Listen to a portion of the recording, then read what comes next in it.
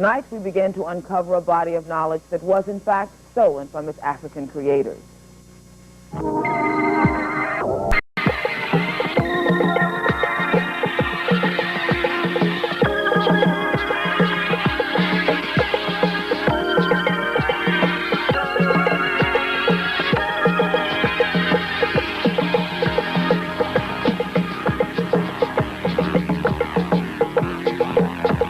Indeed, it is a stolen legacy. This is the Bunker Hill Monument in Boston. It and the Washington Monument are structures known as obelisks. They were constructed in the early part of the 19th century to commemorate Revolutionary War heroes. Africans in an ancient land that they called Kemet were the first to construct obelisks of solid granite over 170 feet high. They were religious and scientific instruments. The obelisk could be used to determine the meridian for astronomical calculations and as an accurate shadow clock. An African-born mathematician named Eratosthenes used an obelisk in Kemet to determine the radius and circumference of the Earth. Here's how it could be done. By measuring the shadow of an obelisk of known height, the angle of the sun can be determined. Then, traveling a known distance, and measuring when the sun is directly overhead as evidenced by the absence of shadow, suggests that proportion which can be easily solved for the radius and circumference of the Earth. This milestone in history demonstrates that African technology was advanced and thorough enough to prove the Earth was round long before Columbus made his voyage. Good evening. I'm Natalie Christian. Our purpose here tonight is to begin to set the record straight about the contributions that Africans made to what we call modern civilization. As the title of our show implies, Stolen Legacy is about some of the advancements made that were in fact stolen from their African creators. We borrowed our show title from a book of the same name by George James. To help us begin to uncover this knowledge are two people who have spent a great deal of time and energy researching and gathering data on what these contributions were and their impact. My guests are Dr. Asa Hilliard, a national authority on African history, the former dean of the School of Education at San Francisco State University. Dr. Hilliard is currently the Callaway Professor of Urban Education at Georgia State University in Atlanta. He has developed many educational programs on our topic tonight. He has lectured on the subject and has taught seminars as well as published numerous articles. Also here is Samuel Matthews, a math teacher at Boston Latin School for the past 6 years. Mr. Matthews attended Rutgers University and is a graduate of the New England Conservatory of Music. He is a member of the Teaching About Africa Institute in Chicago and has lectured on the subject of African mathematics. Later on in the program, we'll be taking your phone calls so you can ask your questions of our experts, and we'll be offering a list of books that you can read to find out more about those African contributions. So stay tuned. Welcome to you both. Glad to have you here. Thank you. We need to first of all find out about Kemet. Sam, tell us, what is Kemet? Well, Kemet is the African name for what is generally known as Egypt. Kemet, from the hieroglyphics, KMT, there were no vowels in their language, means black crossroads or black village. If you go to World Book Encyclopedia, you would have that interpreted as black soil. Okay. But Kemet is what is commonly known as ancient Egypt. All right. Asa, what kind of civilization was this? I mean, we know it as Egypt, but it was not Egypt. That's another name that was given to it by another culture. Right. I think it's important to keep the chronology straight while we're talking about the title. Again, the name is Kemet, K-M-T, and in the Medinetcher, which is the name for hieroglyphic, Greek people changed the name of the writing system to hieroglyphics, but Medinetcher is the appropriate name. There's a plural determinative right by that name, and there are two little people sitting by it. So Kim is the strongest word in the Kemetic language for the word black, and when you put two people beside it, you're talking not only about the black soil, but also about the black people. This is a nation that got its beginning approximately 3,100 years before the birth of Christ, and it is a civilization that lasted intact for approximately 3,000 years. No other civilization on record has lasted that long. In other words, the cultural continuity of the nation was 3,000 years long, taking it, in fact, longer than 3,000 years because it lasted until after the time of Christ. The important thing about it, in response more directly to your question, is that it was the first of the fully developed high technical civilizations that are still on the record. Now the Kamites themselves actually referred to older civilizations further south in Africa when they turned to the south and faced what they called the Holy Land, their home. They said they came from upriver, at the source of the river, to be specific. And they talked about there being older civilization, and they were children of that civilization. But what's important is that when Kemet appears in the human record, it appears in 3100 BC with a fully developed civilization. Writing was already in place. Astronomy was already in place. They already had the 365-day year calendar and 1 quarter for the leap year and all of that. That calendar had actually been put in place around 4236 BC. So we're talking about a fully developed, high technical civilization. All right, well, let's talk about some of these technical advances. One of the things that we talked about in the piece earlier, Sam, was the mathematics and how it was used. It developed to a point that they knew that the Earth was round. What other concepts in mathematics are we talking about here? Well, it's true. You certainly wouldn't want to determine the circumference of the Earth unless you had, of course, presupposed that the Earth was round. We want to point that out. All of the mathematics that we study today has its roots in Africa. We can start off simply with counting. The very first or the oldest known artifact in mathematics is the Ashango bone. That's over 8,000 years old. It's from the Congo. That's found in Africa. If we go ahead, they had developed fractions. Furthermore, they had developed algebra and, of course, geometry, trigonometry, and it even gone as far as the roots of integral calculus. And this is all before Europe existed. And we're going to be taking a look at some pictures, some slides in a few moments, but while they're getting those set up, what about the sciences? Beyond the mathematics, what other kinds of advances are we dealing with here? And Asa, you can jump right in. Well, one of the things that's interesting is to know that the upper province of Kemet was referred to as Chem. That's spelled C-H-E-M. Okay, why don't we take a look at that? We have a map of that. Go ahead, Sam. And that's the root of the word chemistry. So that's an indication to us that the sciences of the earth were first studied there in Africa. Okay. Medicine as well. Right.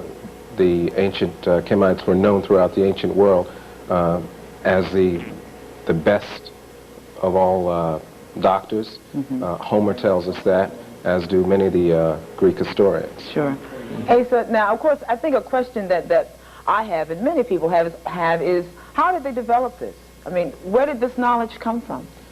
Okay, the best, and then we have to speculate on this, but some things we do know is that in Kemet, you had an unparalleled opportunity to be scientists. In other words, you have land that has regular cycles that work almost like clockwork. Every year the flood came at the same time, receded at the same time. You had a clear sky. You never had clouds. You had an unparalleled opportunity to observe stars. You had the need, for example, to develop mathematics in order to be able to lay out the land again and divide it among the people after the floods had receded. You had a religious orientation in Kemet whereby the people had a respect for nature through intensive study of nature. And having done that on the same spot, in other words, these were not nomadic people, they were sedentary people who had been on that same spot for thousands of years, which again gave them the opportunity to notice certain kinds of regularities in nature. So as from what we can determine, they spent a great deal of time in botany, in observing the stars, and observing the animals and so forth. So they had tremendous technical knowledge of all of these things, and out of that technical knowledge then flow the sciences, the arts, and literature. Sure. And now some of those symbols, Sam, we have adopted in our own culture today. For example, the dollar bill.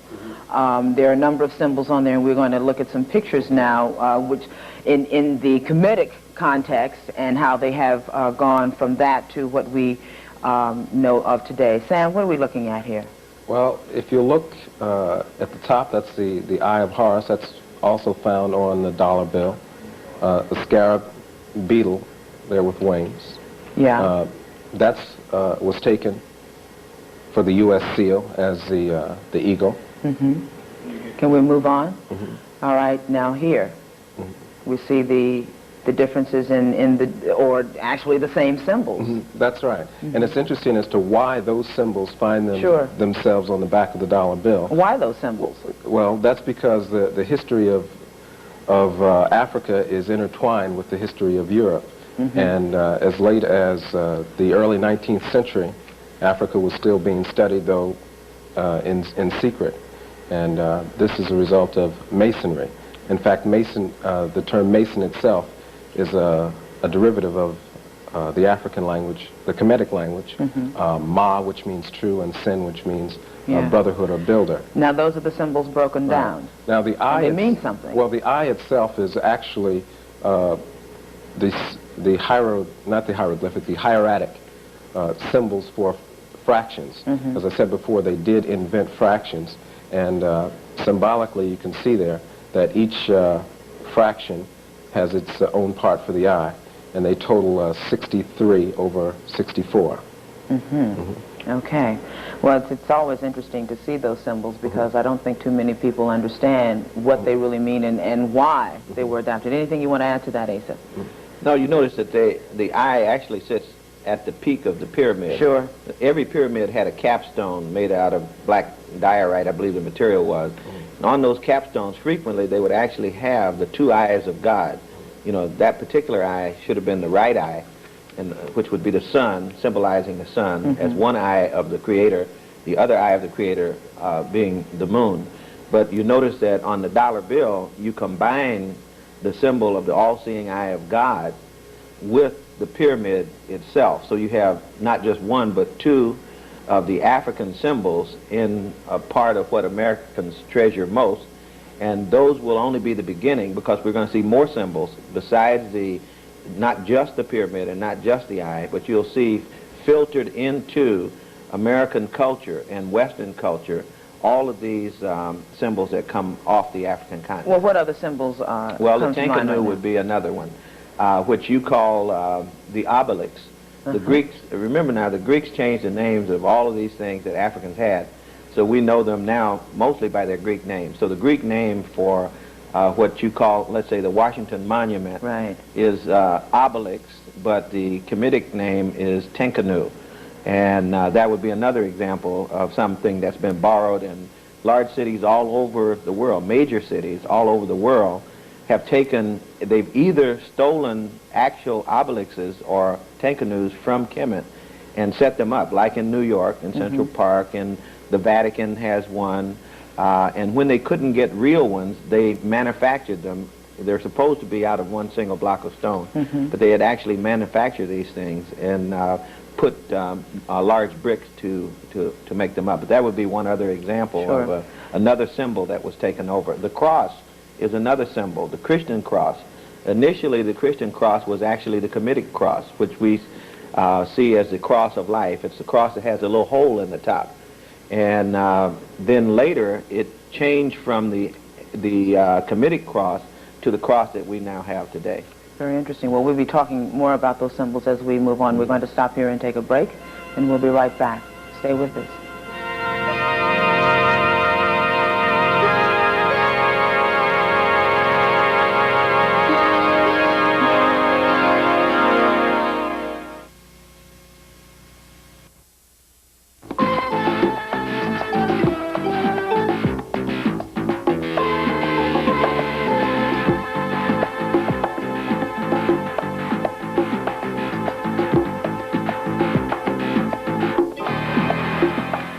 Kemet was founded by the black populations from the heart of Africa.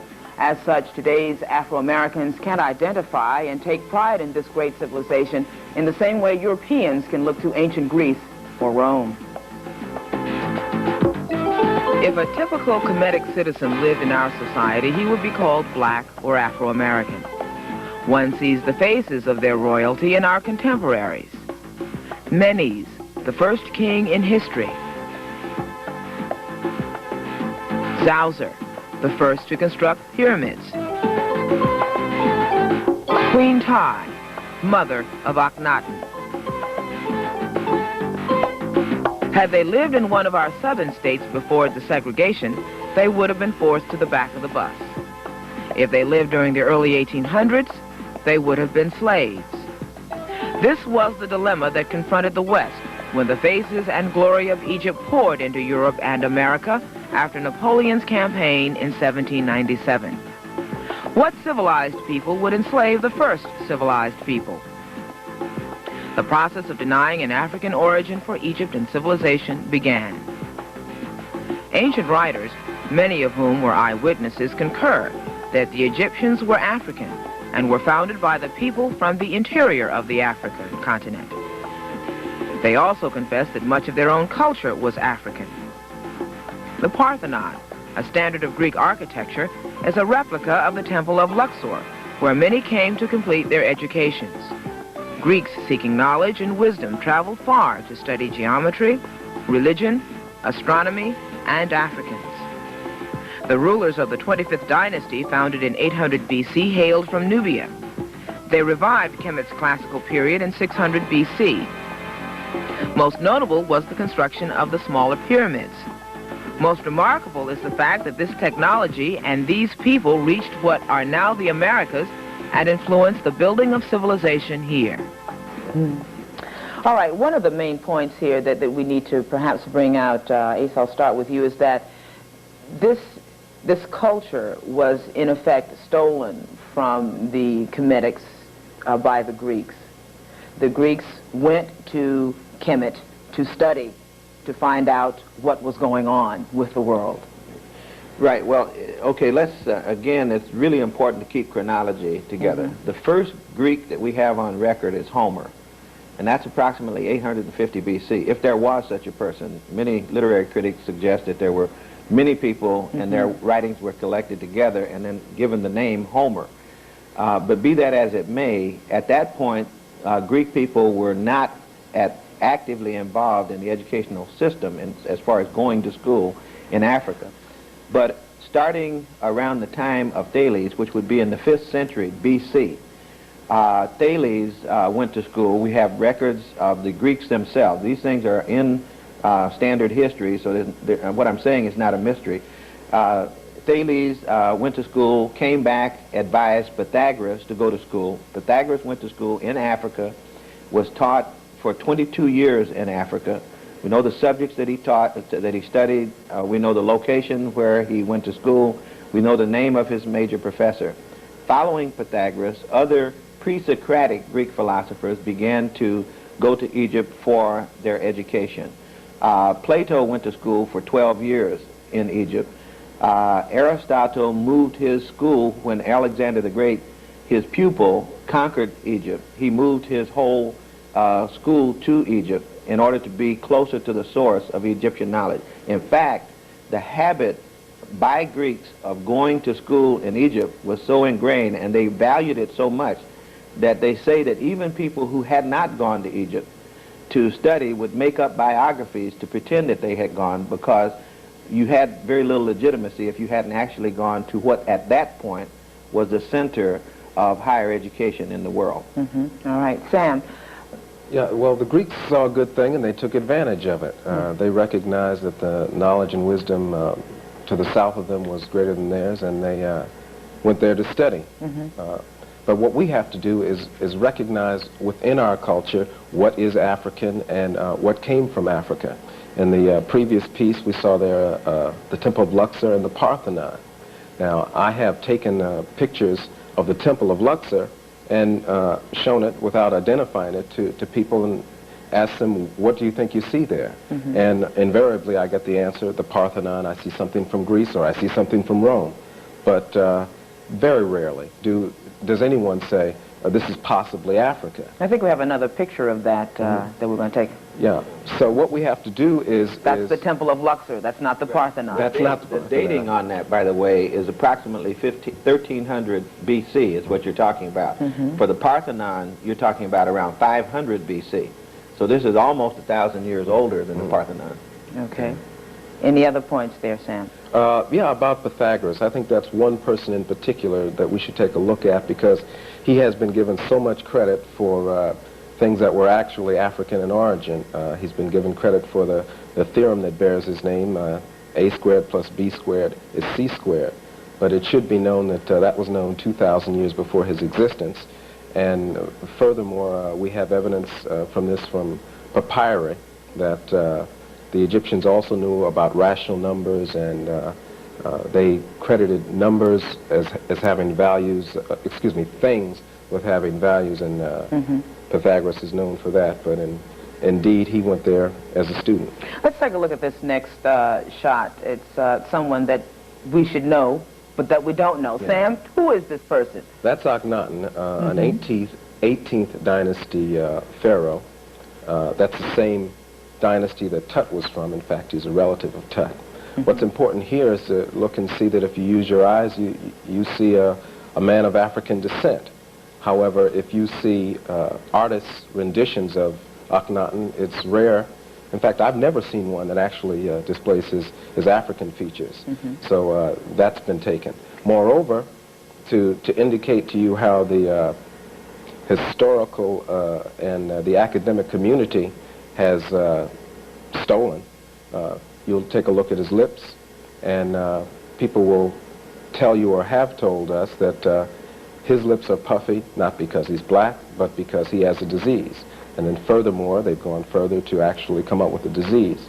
Unfortunately, the disease that he supposedly had would render him sterile, and we know that he had 7 daughters. All right. And this next person, let's take a look at her. This is Queen Ti. Yeah, that's his mother.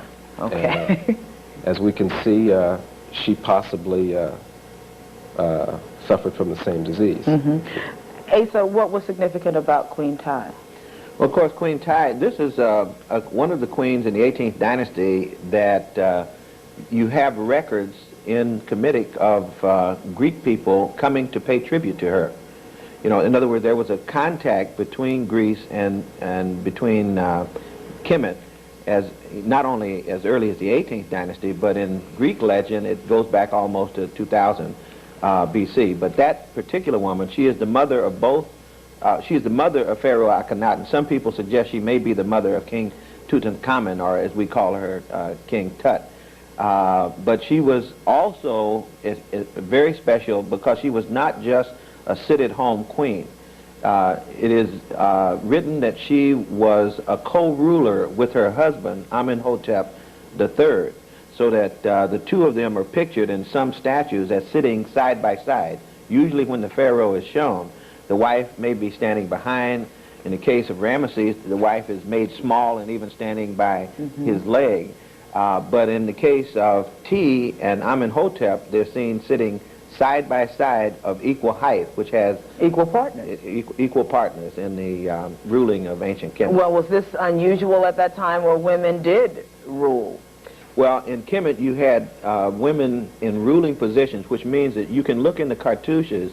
The cartouche contains a royal name, and only kings or queens could have their names in a cartouche. If a queen also had a Horus name, in other words, not just a royal name, but the Horus name says that you were the ruler indeed, then you would say that she ruled the country. And so there were many of the women who did, but the one that is most famous is the Queen Hatshepsut, because she was in this same 18th dynastic period as Akhenaten, and her beautiful temple is now in the Valley of the Kings. It still can be seen as one of the most magnificent buildings ever built in the world, still studied by architecture students all over the world. And that is at the request of Queen Hatshepsut of the 18th dynasty. All right. We're going to stop here and take another break, and we hope that we're bringing out some questions for you that you may have on your mind, because we will be taking your phone calls in this next segment, so stay with us. We'll be right back.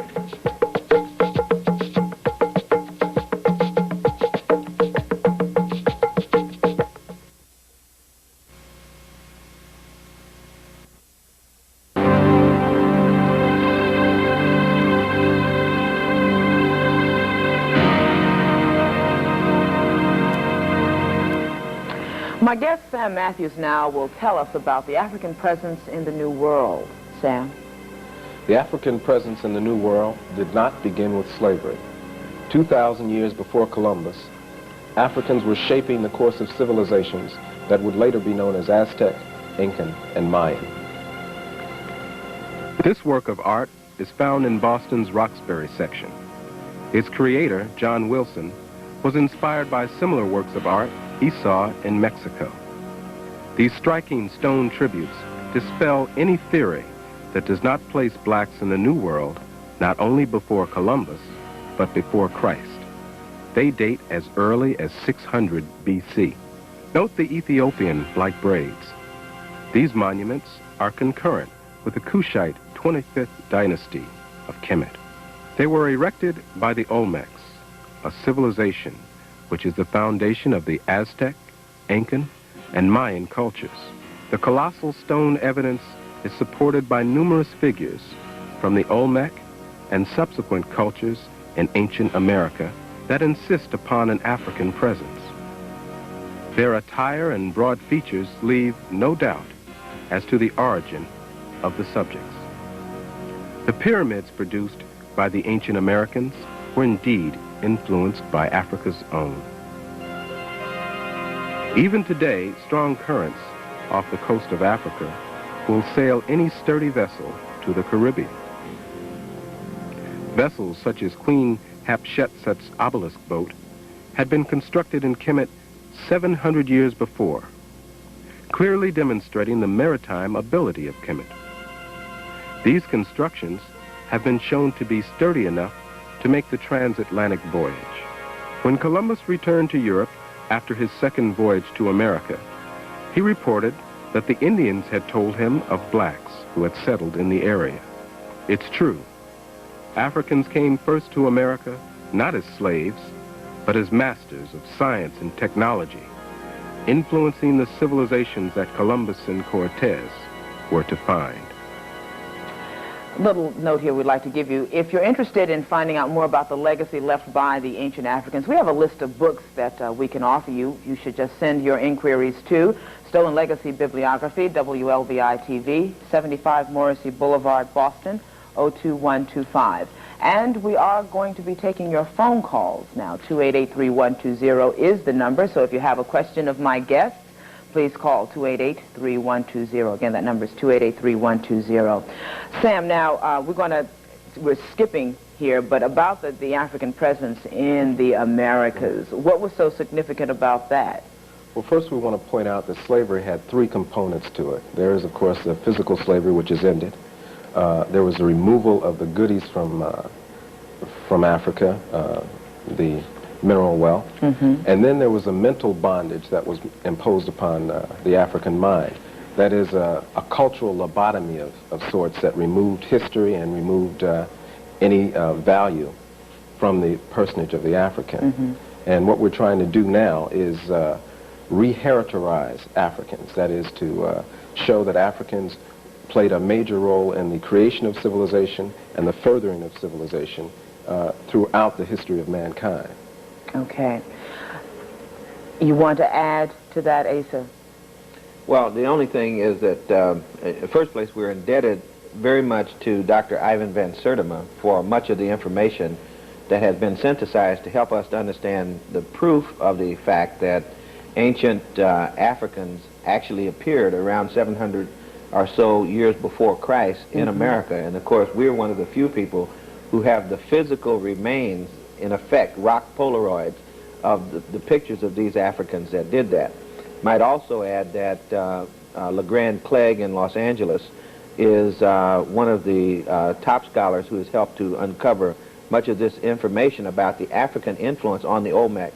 But what I want to clarify, just so that any of your viewers are trying to put this together with what they know about Olmec, what we're saying is that Africans influenced Olmec, not that Africans were Olmec. Okay. That Africans appear in small numbers, and then after a short period of time, the elements of African culture begin to be disseminated throughout the Olmec and later world, such as pyramid would be a case in point. Pyramids don't appear in America until after the African Olmec contact. Okay. Well, let's go to the phones and see what kinds of questions our guests have. Good evening. You're on the air. What's your question?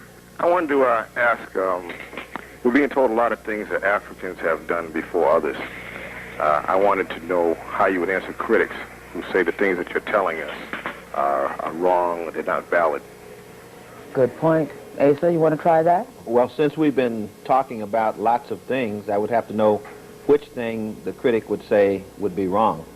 Well, I think what he's trying to say is, thank you very much for your call.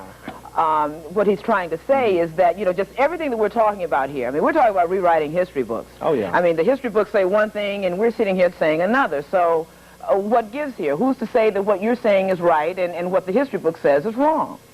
Well, again, most of the things that we're saying here today, for example, if we say that Greek people went to Africa to study, we're simply quoting the record of Greek people. In other words, these are not new items of information that we just simply manufactured. You will see in Plutarch's Lives, for example, in Plutarch's work on that the reference to Pythagoras going to study astronomy and mathematics in Egypt is clear. That comes from the Greek or the Roman side before it ever comes from the Kemetic side. So that, in other words, there are many elements of documentation that we could easily share. The easiest way to deal with anyone who would criticize the information, however, is for the critic to specify the thing about which they have some disagreement, and then allow us to marshal the evidence to support that. But I agree with the caller. I fully expect that some people have to sit back and say, well, how could this be true? But then we can all say that history is one man's interpretation anyway. Let's go to another call. Good evening. What's your question? My question is, I would like to know, how do we get society to acknowledge the African origin of modern civilization in today's textbooks? Ace, well, Sam, why don't you try that, being a school teacher? That's a good question. As a matter of fact, you see, there is now a crack in the wall of the racism that separates Africans from their true heritage. And there's what I call the translucent history that's now being written. If you take a look now at a modern history book of U.S. history, you will find references to Africans, though not put in any historical context. For instance, you'll see references to Africans being with Columbus, though they won't mention that one of the pilots of one of the ships was an African. They'll say that he had Africans with him. They'll say the same thing about Cortez, and they will not tell you that these Africans were not just along for the ride, but in fact had directions along with them. Okay. Do we have another call? I think we should go to line 0, all right? Good evening. What's your question? Yes, I'd like to know if African influence extended onto the Far East. The African influence in the Far East is what he's saying. Thank you so much for your call. Okay, I'm really happy that he asked that question. I wish I had better detailed information, but let me make a reference to the fact that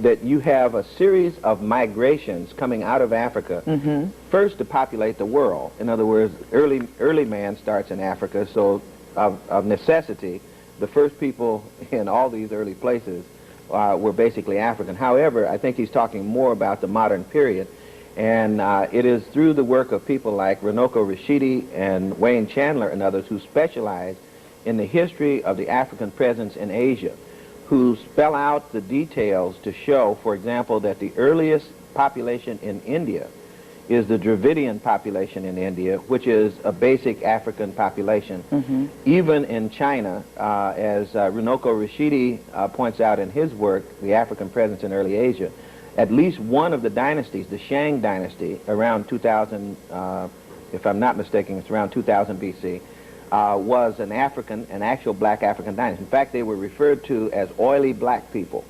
And so there is, throughout Asia, in the Middle East, and there are military people who have gone to places like Vietnam and who have seen some of the people in Vietnam and been shocked to find their dark color, even after years and years of separation from it. Well, see, right in for the bibliography, we do have a book on that list that talks about the African influence in Asia. Let's go to another call.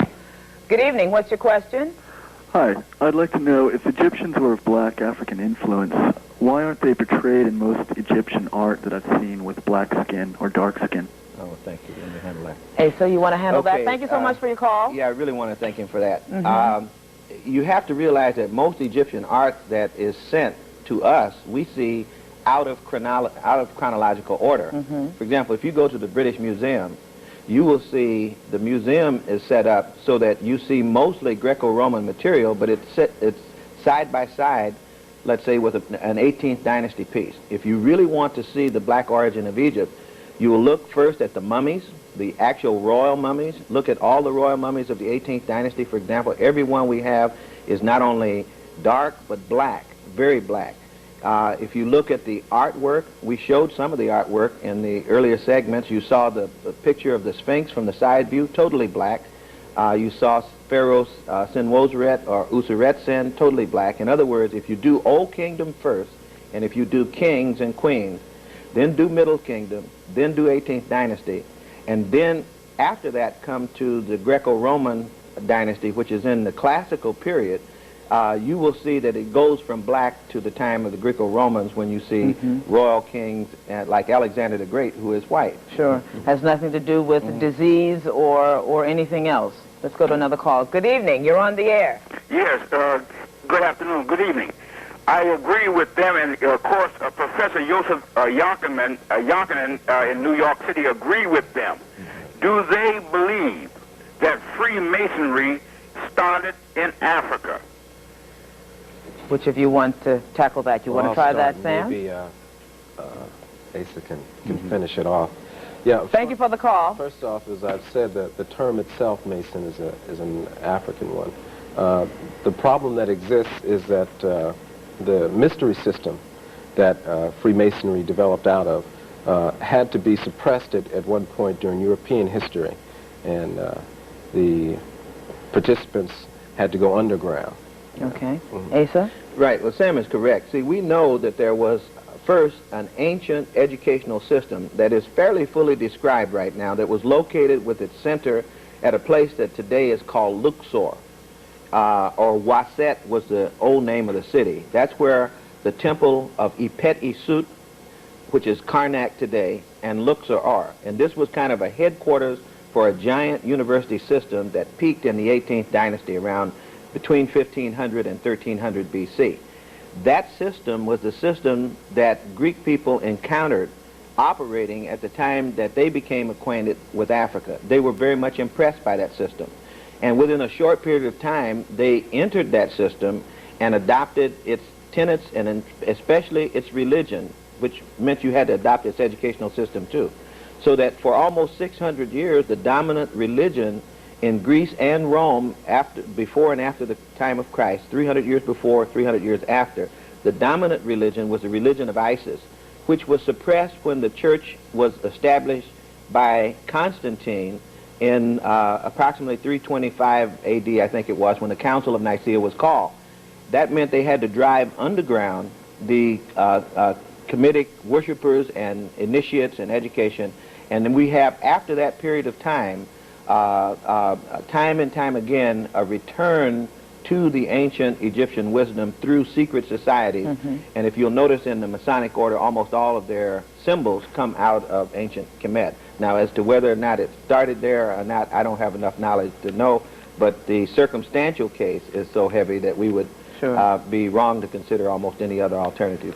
All right, we're going to stop here and take another break, but we will be taking more of your phone calls in our next segment, so stay with us. We'll be right back.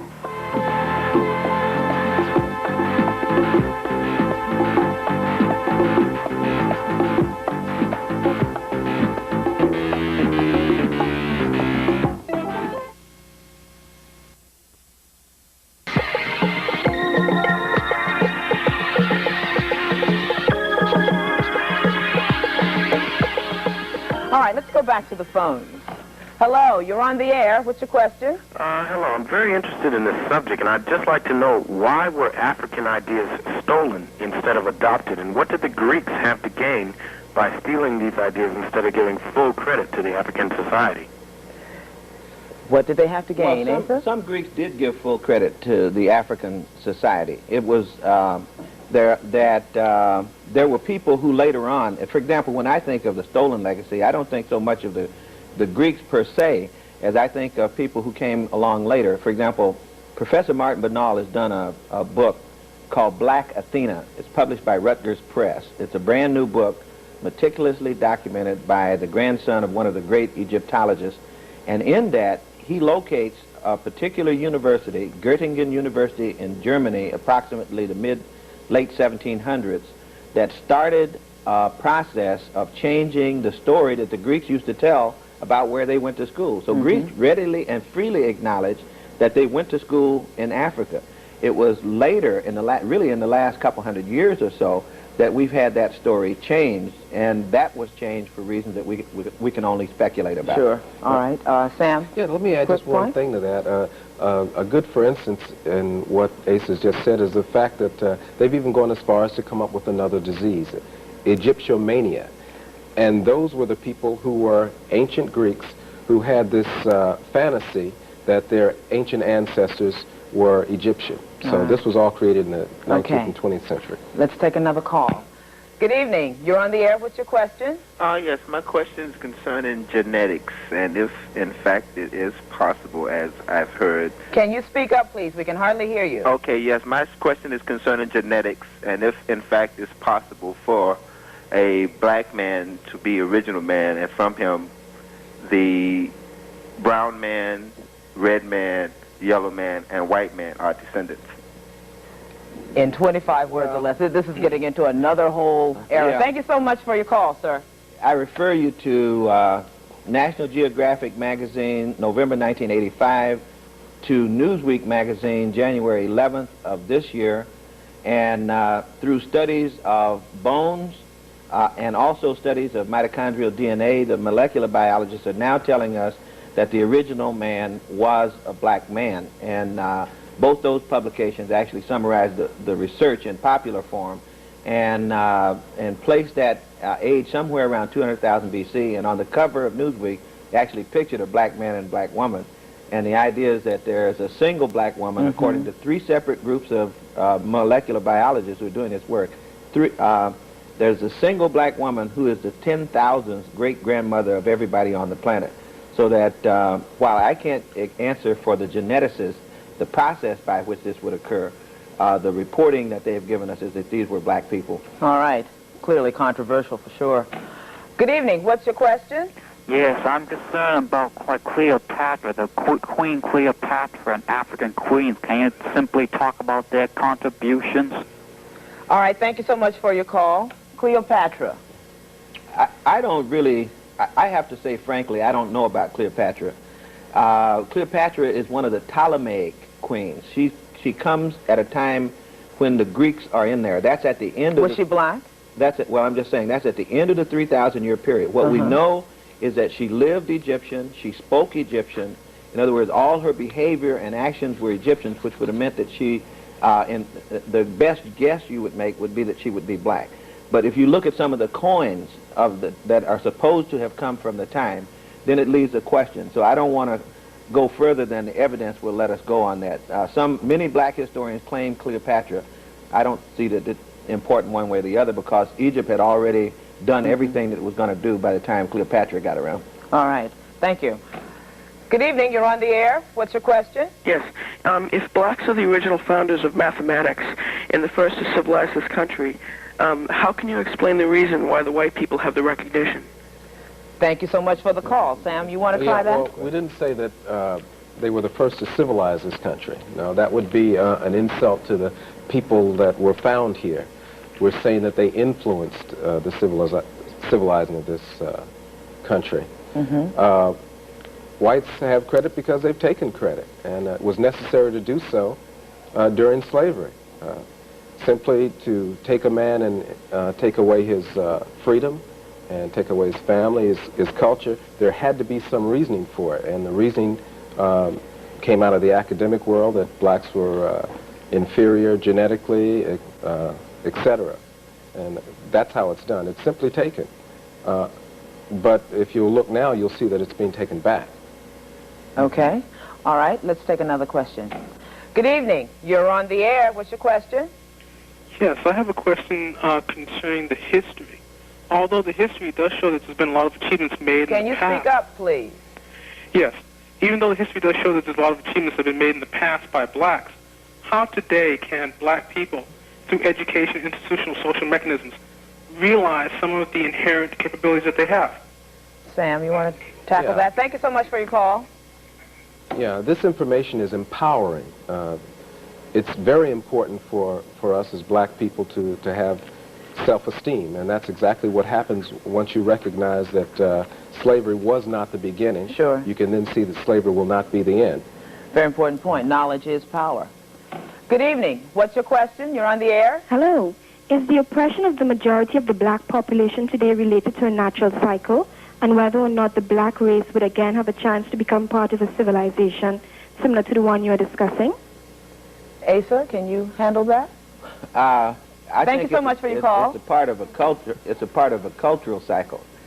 I don't believe that it's God's plan that black people be on the bottom.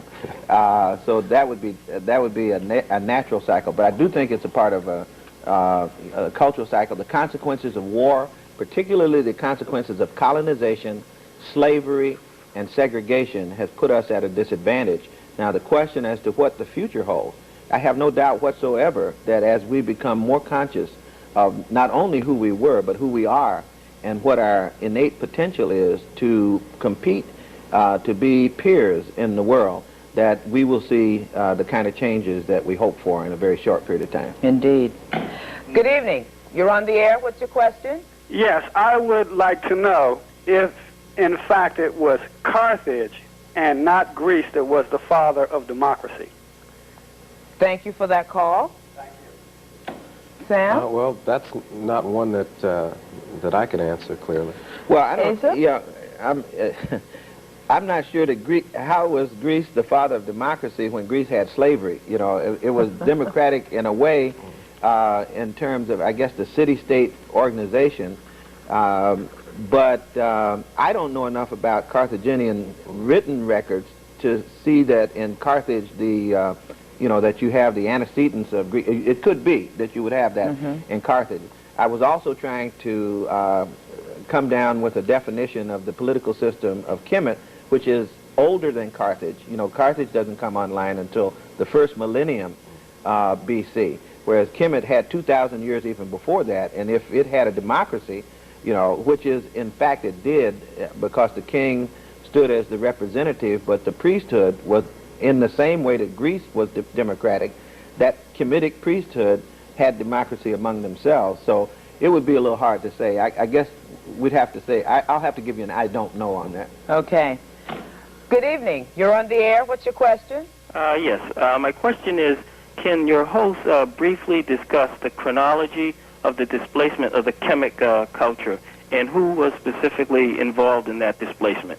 Thank you so much for that call. Okay, you have approximately 30 dynasties, which means 30 families that ruled Kemet starting in 3100 BC. In the first 1,000 years, you have two kingdoms within those first 12 families. You have 12 families in the first 1,000 years, and you have the Pyramid Kingdom, and then you have kind of a classical kingdom called the Middle Kingdom. There's an Old and Middle Kingdom. And that means that the Kemites had it all by themselves for 1,000 years before you get an invasion from Asia of a group of people called Hyksos.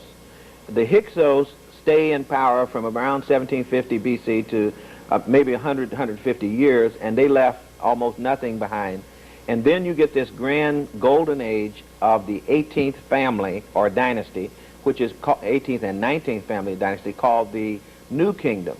And after that kingdom, you have a breakdown, and then you get a return to classical Kemetic civilization in the 25th dynasty around 750 BC. Notice that all the four kingdoms are southern-led native kingdoms. And then after that, it's after the 25th dynasty, as Dr. John Clark at Hunter College in New York is fond of saying, that was Kemet's last walk in the sun politically.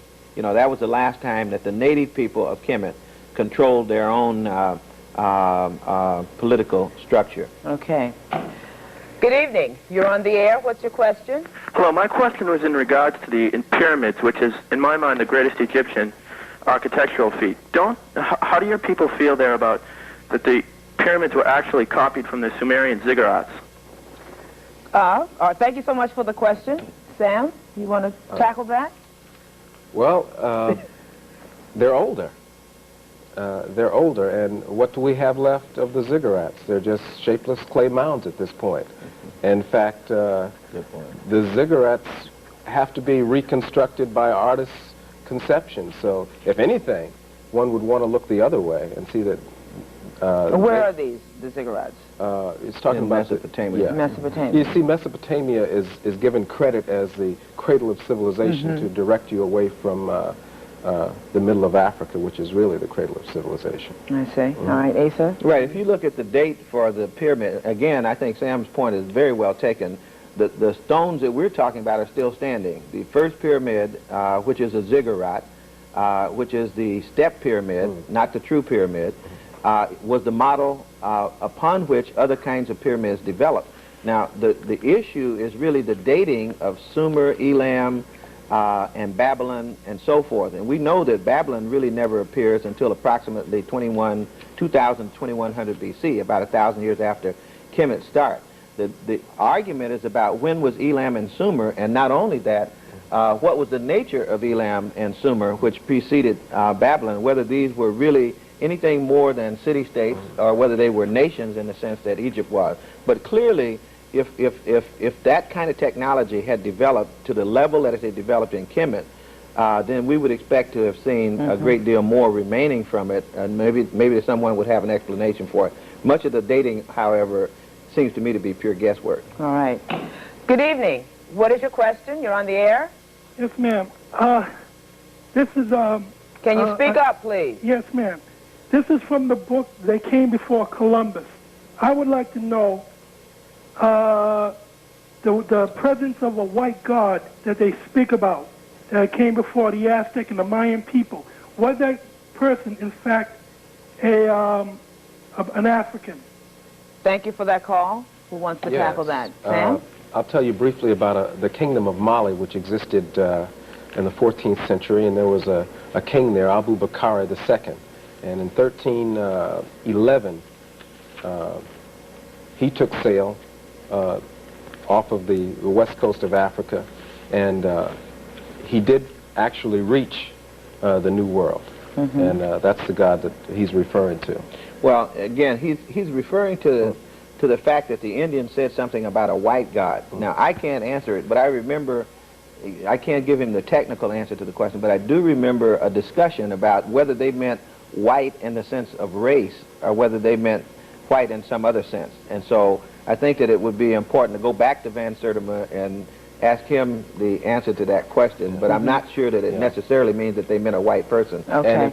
And if one considers Abu Bakr in white robe appearing, he might be considered white. All right, let's take one last call here. Good evening. What's your question? Yes, I had a question of, I'm reading the book now, it's the architectural history, supposedly.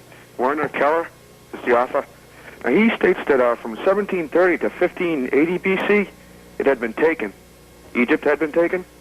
And those are the people that brought in the chariots and the technology and everything. I'd just like to find out about it, if they've improved it since the book was written, or... Okay, thank you for that call. Okay, his date is correct, and he's referring to the invasion from Asia of the Hyksos, and he is correct about the chariot and horse. However, in terms of it becoming a major part of Egyptian culture, it does become a major part of Egyptian culture, but to say that the technology appears at the time that the chariot and the horse appear is totally false, because how would you explain the pyramids, which appear 1,000 years before the horse and the chariot come in from Asia? And clearly any knowledge at all, even basic knowledge of what went into building a 2,200,000 stone 43-story building, each stone weighing 2 tons up to 40 tons. And that's, I mean, if you're talking technology, engineering, astronomy, political science, economics, and so forth, it would be hard to say that when someone came in with these chariots and left nothing but the chariot and the horse, that they would be credited with bringing technology. I have to cut you off because we've just run out of time, but obviously people are interested in what is happening, and we will see what happens as time goes on about that. But thank you so much, Asa. Thank you. And Sam, for being part of this, at least whetting people's appetites. What's been said here tonight was not to prove the superiority of Africans, but rather to show that there has been a centuries-old, very successful and systematic approach to deny an entire race of people a proud and rich heritage. Perhaps the information presented here will stimulate more interest and understanding not only in the legacy left by the ancient Africans, but that of other people of color in the diaspora as well. These represent the creative genius of African people at the beginning of time, okay? This is a great statement to the world of human possibility. These are monuments to our history, and it shows, as Garvey said, what humans have done, humans can do. Ramses II was extraordinary because his rule was one of the longest in the history of the world, and his building projects have lasted for eternity. These monuments are important because they're looking south into Nubia, from whence the culture came, the source, the roots of Kemetic civilization. And it's very important for us to appreciate that this is sacred ground. Ramses II was the greatest of all the kings that bore that name because he consolidated the gains of the 17th and the 18th dynasty. And in the conflict with the South, what is now Sudan, it was settled with a political marriage between Ramses II and the Nubian woman, Nefertari. And this political settlement marriage became a great love affair. It was not a great love affair.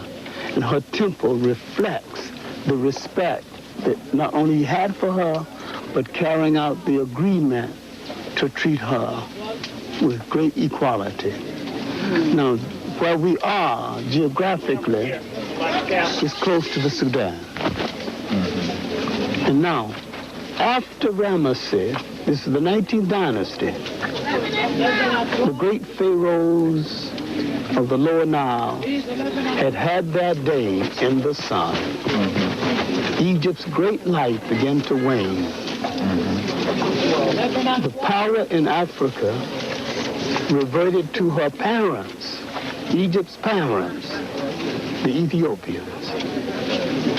Then they brought into being a great queen known sometime as Belkis, known as Makeda, but better known as the Queen of Sheba.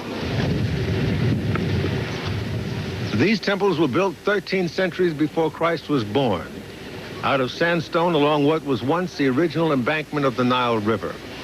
But in 1963, 5 nations assigned their best engineers to move these temples to higher ground, to avoid them being engulfed by the rising waters from the newly constructed Aswan Dam. The monuments could not be moved intact, so they were painstakingly cut into smaller blocks and reassembled at this present location. The rescue effort cost a then estimated $36 million and was hailed as an engineering miracle, and rightly so. For what then does one say of those who originally created all of this, some 3,287 years ago? After the trip to Abu Simbel, Dr. Ben delivered evening lectures at 2 of the 3 hotels where the group members were staying. First, when you went to Abu Simbel, you saw this Colossus temple, 2 of them, that were chopped out, hewn out of a mountain. I wish you had the opportunity to see them before 1961, when they were cut up into pieces because of the new dam, and it will give you an opportunity to see it in the 2 manner, not just as it stands today, even though as impressive as it is. But the first thing is that we've been taught that the only time a man, a ruler, ever built a major temple for his wife was the Taj Mahal. But no one told us that this was here for thousands of years before there was a Taj Mahal, and that an African man had built it for an African woman. An African man from Nubia by the name of Ramses II, the son of Satai I, built this temple for the most beautiful queen, Nefertari. The word Nefertari means most beautiful, and the word Nefertiti means the beautiful. Now, Ramses ruled from 1298 to about 1232 before the Common Era. He built this temple as a gift to his young wife because there was some altercation between him and her father to the south in Nubia. But you must remember, Nubia at various times extended all the way north to a place called Ashuit. It is north of Luxor. What you see today as Nubia is an infinitesimal part of what it originally was. So that temple down there represents the reunification of ties, of bonds between ancient Nubia and ancient Egypt. When you look at the first temple, the temple of Nefertari, you notice that the main deity there is the goddess Het-Heru, Hathor. And you notice that Hathor, when shown as a woman, has the ears of a cow. When you get to the Valley of the Kings and Deir el-Bari, you're going to see the whole cow representing Hathor. What else you would notice as you went there, at all four sides of each column, you saw Goddess Hathor. Next thing you should have observed is the manner in which this temple has been reconstructed. And I wouldn't go into the modern aspect of the temple. But you notice that in these temples, what is being told is the life of the pharaoh or life of the queen. The temples of worship, the main purpose is to celebrate the god or the deity of the temple, as well as to tell the life of the individual. When you move over to the temple of Ramses II himself, you notice the four major figures in the front. They're each about 30 foot tall in the sitting position. But in the middle of the four, two on each side of the doorway, above you see the statue of the figure of God Horakti. Horakhty. Ra Horakti. Horus in the form of Ra. And above that, there are some monkeys, the baboons, the sacred monkeys, the sacred baboons, each representing a time or the day. And these baboons, being the sacred baboons, you notice 13 of them, symbolic of the extra day and year which they used to have in the ancient calendar of Egypt. It was 13 months to the year, 12 months of 30 days and 1 month of 5 days. But when you start to go into the temple, on each side of the temple tells us something specific about the kind of teaching that we receive. That is, in the entrance of the temple, where you have the buttress, you notice on one side, the captives, the people who are captured and chained, on one side they have long features. On the upper side they have a feather in the hair. The funny thing is, in your school book, the ones on the right side as you're going in is called Semitic captives of war belonging to Ramses II. On the opposite side, the only thing has changed is the features. They look more like you. But the textbook says, captured slaves of Pharaoh Ramesses. But then if you don't look at the features of Ramesses himself, and the one they call the captured slaves, and ask what's the difference and why one is a slave under the same condition as the other one who is a captured what? Enemy, a captured. All right. You have to do some thinking from then on. When Ramesses died in 1232, Jesus is supposed to have been 1232 years after the death of Ramesses. We could go along and there, and we notice around the wall the many wars of Ramesses, recording of even the Battle of Kadesh. Ramesses recorded every altercation he was in.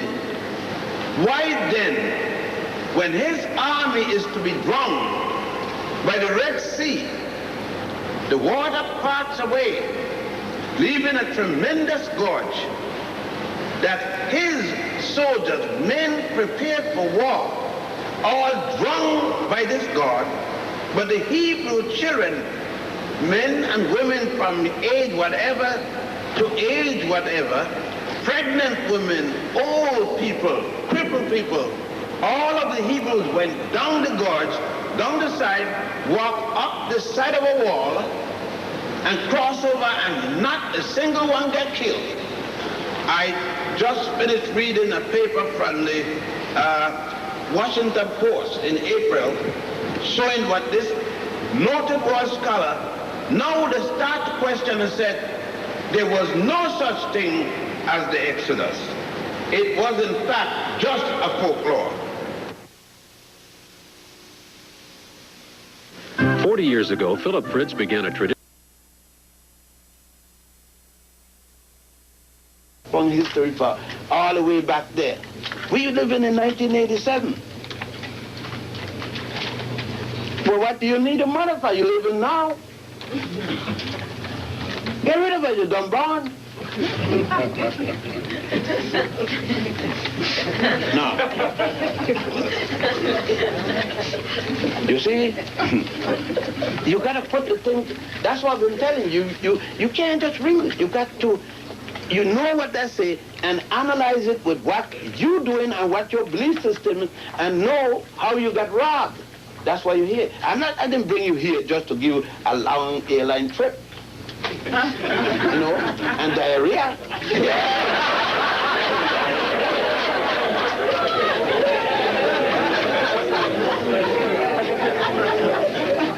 Oh, no, you know the Bible. You know every T and every dot is correct. But you don't know where you stand in it, because when you see the pictures, if I had to go to heaven based upon those pictures, I'd be scared like hell, because I gonna say, there ain't nothing but crack up here. I won't want to go on those pictures. But when you understand that it's a black woman that the Bible is speaking about, that Abraham is going to deny worshiping Goddess Hathor, yourself, then you realize that here too is an attempt to put down the African woman. But we're glad he didn't worship the old. He gave up the cow, and then they go worship Jehovah. He gave up you, the black woman. But you don't know. I don't blame you. You don't know. You just come here and you go see it. As a matter of fact, go down and see it. You're going to see right down, right across it, a picture of Goddess Hathor. Right there. And now, we're going to see not only that, but on the wall, we're going to see at that temple the story of Hatshepsut going to the land of Pu-Anit, which the Jews are going to later, in their Nancy story, call Punt. It be the story of when the world went to an end, because a fellow named Noah is going to take his little family, put them in a boat, 90 cubits. A cubit is 3 feet, 90 times 3. If my math isn't bad, 3 times 0 is 0, 3 times 9 is 27. 270 feet long. Do you know, this is about 100 feet, 270, but twice this building plus 3/4. Now let's say how big that boat is. And they're going to put 2 of everything. The sense of being a part of something of historic importance was building. By now, the excitement level was high in Aswan. We all had a sense of being a part of something of historic importance taking place in a setting of great historic importance. The emotional content of it all was perhaps best embodied in what this young man revealed to me. What's your name? Omar Nobles. Omar. How old are you? 17. 17. Where are you in school? I just graduated from Climbers High School in Oakland, California. Oh, really? What are you doing out here? This was a graduation present for my parents. A graduation? That's kind of unusual, isn't it? Well, no, my parents believe in to pass on the legacy to the family, I guess. So basically, they came back to Kemet about maybe 10 years ago and felt that this was something that they had to pass on to me and to my 3 sisters. So basically, as each of us graduate, we will be given a portfolio with a message from my parents. A portfolio? Is this it here? Yes. It's a diary for me to journalize. Uh-huh. What was your reaction when your father gave you this ticket? I was shocked and nervous and worried, and I mean, all these emotions hit me at one time. It was kind of stunning. Apprehensive too? Were you somewhat resistant? No, I've seen pictures and slides and heard about Dr.Ben and his works in ancient Egyptian studies. So basically, that part excited me because I was kind of curious into meeting this man for myself. There's a saying that youngsters know it all. They got it all figured out. This thing called life. Were you part of that cadre? In some ways. In terms of, parental advice, in terms of hourly going out and, oh, Mom, I should be home by such and such. Well, that's kind of late. Oh, Mom, I can handle myself in the streets. I'm not worried about these people, but you always have to be a little bit comprehensive anyway. Your father wrote something on the end page here, the inside of the cover. Did you read that? It says, Dear Omar, your mother and I thought that this trip to Kemet would be the best graduation present we could give you. We wanted to give you the gift of visiting in person, seeing with your own eyes, and knowing for yourself the greatness that belongs to you and our people. The significance of your graduation is that it marks the time that you personally start to make your own mark in history. There is nothing that you can't do or become as long as you believe in yourself, your family, your race, and your God. Look at what we, black people, did. Know what we can do and decide what you will become. You belong to greatness. African blessings and love. Your parents, Wade and Vera Nobles, Ptah Hotep, 6/29/87. What does that mean to you? That my parents could probably the best parents ever in the world. My father's, I don't know, it's like he sees all these things ahead of me that I really didn't pay much attention to. And he knows more about my greatness than I did for myself. And after being in the black land, I was starting to see for myself that it's about time I get on the road and do for myself. Do you think there are any limits to what you can do or be? After seeing the pyramids and Ramses II, there is no limit to anything. Ahead of us was the ASCAC conference, where some of the leading American historians of African descent would lecture. And there were those awesome temples and monuments waiting to reveal to us their ancient bond with each of us, as you will see in the next hour in our 3-part series called Return to the Nile Valley.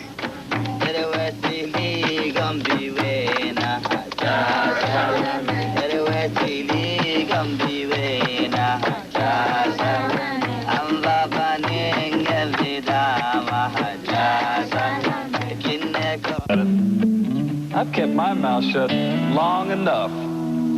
They are now gathering to witness a conference in Aswan held by an organization of historians of African descent called ASCAC, which stands for the Association for the Study of Classical African Civilizations. In this hour, you'll see what developed in that conference and also see more of the continuing tour of monuments and temples after the conference. All that after this. Egypt is a country of about 45 or more million people. Those people live in about 4 to 5% of all the land. The Nile, along the Nile, that's the fertile land. Egyptian education is free, completely free. Education is free to and including college. You don't study what you want. You study what you prove you're competent of doing, according to your record. Egypt is a partly socialist, capitalist, mixed economy. You can't starve in Egypt, it's impossible. Every man, woman, and child in Egypt is guaranteed bread, coffee or tea, and sugar. You may not be living good, but you can't starve. All housing is controlled by rental. You cannot raise the rent without, and nothing, without approval of the government, even the houses for the rich. Housing is hard. You could see it everywhere to get because of the population increase. There are thousands of young people waiting to be married, and because of housing, they have to wait. Let me explain something. People don't mess with their virgin daughters. They are virgins at the 1,000 living in a mother and father home, 45, 50, 60, 70 years old. It is the common way of life here. A woman 40 years, let's say, unmarried, virgin, has a job, maybe supporting the family, cannot go out without her mother's permission. She comes home from her work. If she wants to go down the street, she has to ask her mother. She can't go and open her own private apartment and live there and a boyfriend visiting. No. When she gets her first marriage, she is expected to be a virgin and must submit the proof to her mother that night. She gets a little piece of cloth to put under her, and she must sew the blood stain by morning. About 99.9% of all first marriages for women in Egypt are virgins. You violate the rule and you are a trap. So it's serious business, gentlemen. Please take precaution in terms of addressing women. You will see women wearing black. Primarily, they are women from the country or used to be living in the country and moved to the city. It shows that they are married or they are widowed. Mostly if they're wearing black lace that you could see to the design underneath, they are engaged. If they're not wearing black of any sort, unless they're Christians or so forth and have a ring, they are single. That doesn't give you the right to approach them. You approach an Egyptian girl or a Nubian girl by asking a friend to introduce you to her parents. Men don't ask her or approach her directly. Now we're talking about Cairo, it's a different thing. Cairo people do anything. Like in New York, Sin City. I thought that you needed to know that because you're going to be moving around. And the ASCAC conference was held in Aswan in the Nubian Conference Center, a facility donated to ASCAC by the people of this city. All 800 members of the touring group attended to hear a series of lectures by some of the preeminent African scholars of African history, all of whom have formed this organization. Once I started studying that language and realized that it was more than just simply grammar that I had to get, the whole spirit of the civilization out of that language, and started doing that, then I just went through a series of transformations. Now, then I understood the dream that Ben had. That is the dream that we had to really make this Nile Valley flourish again. Then I understood the dream that going back to the 19th century, Martin Delaney had about the ancient Nile Valley civilization and so forth and so on. And so I started dreaming that dream, on my own in a certain way, and saying that, it would be great if we could really pull an association of all of the African scholars and all of the African people who can be led to believe this way into an association cutting across disciplines and so forth and so on, and really move in that direction.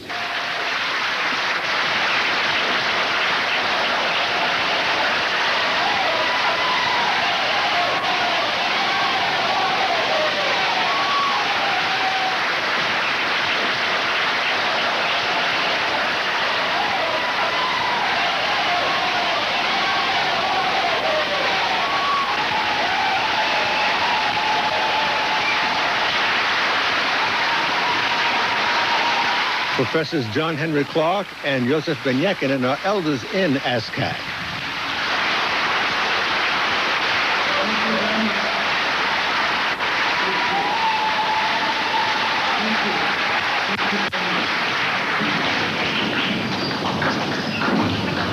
Brothers and sisters, we have come to this sacred place, this sacred land,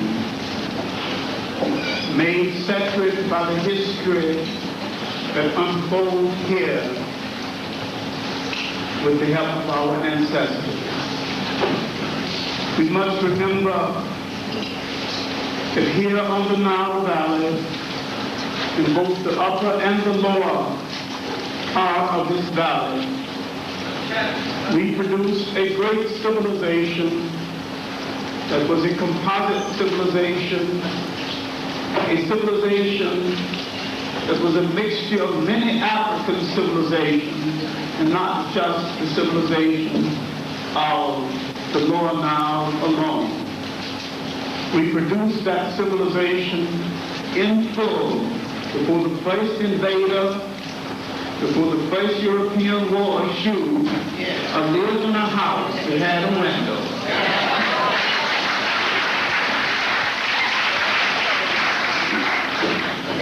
And foreigners gave nothing to it but to bring it down.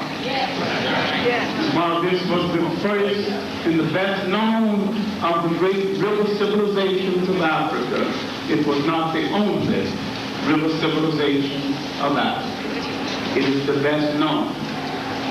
It is the best known because it inherited the best talent in the African world as technicians and as builders. We must remember that we are not here for a vacation. We are here to reaffirm a sacred commitment, not only to reclaim Africa physically, but to reclaim it culturally, because if you don't reclaim it culturally and politically, you have not reclaimed it at all.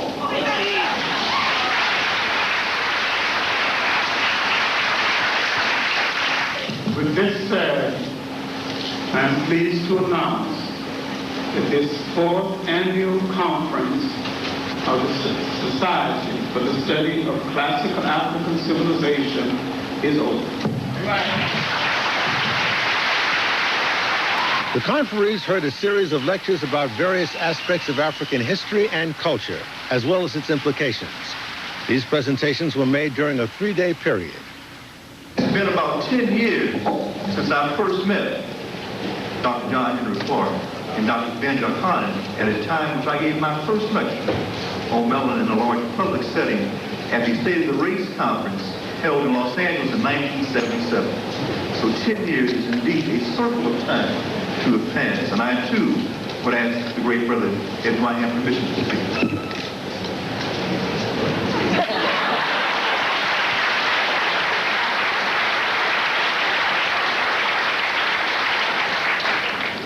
so important to appreciate the role of the elders.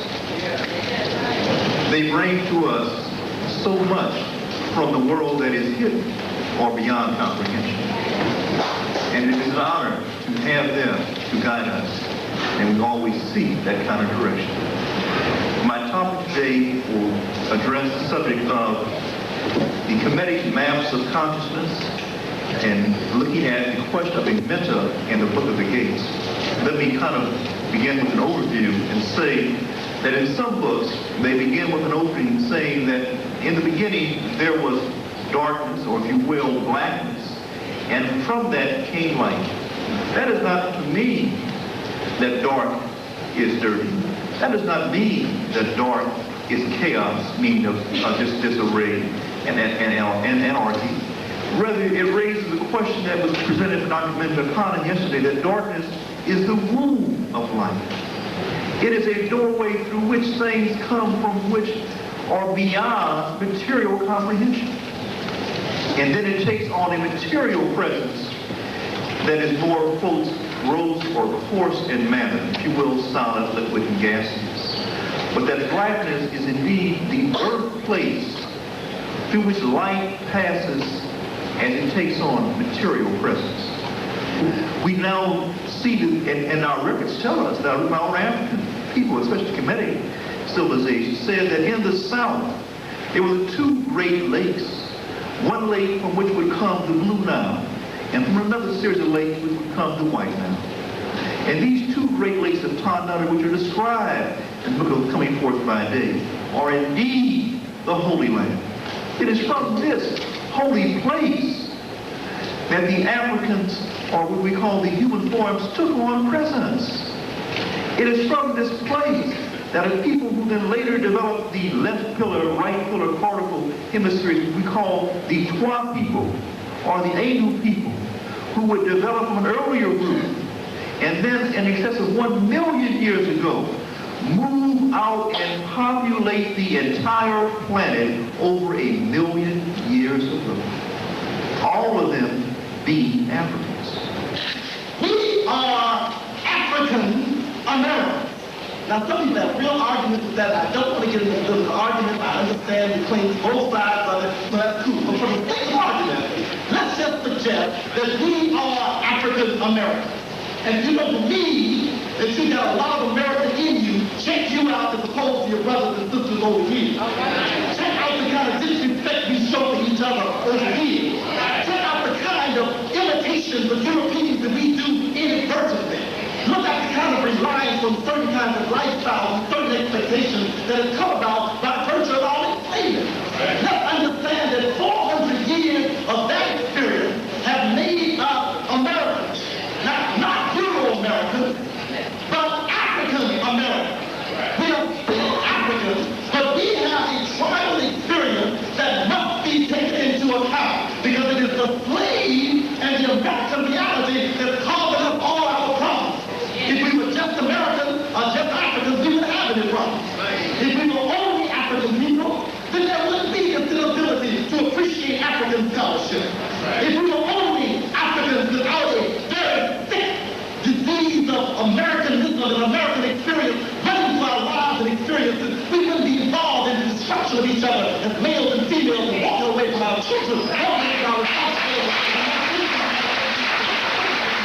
Come to the Nile, to the black land, kiss the soil of the ancestors where they have kept homage to those who know the secrets of ancient Kemet, those who know to rise.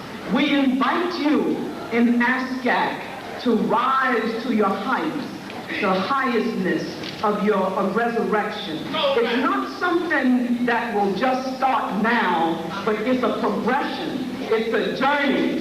The journey means the boats that you see in the artwork that continues to move and to travel.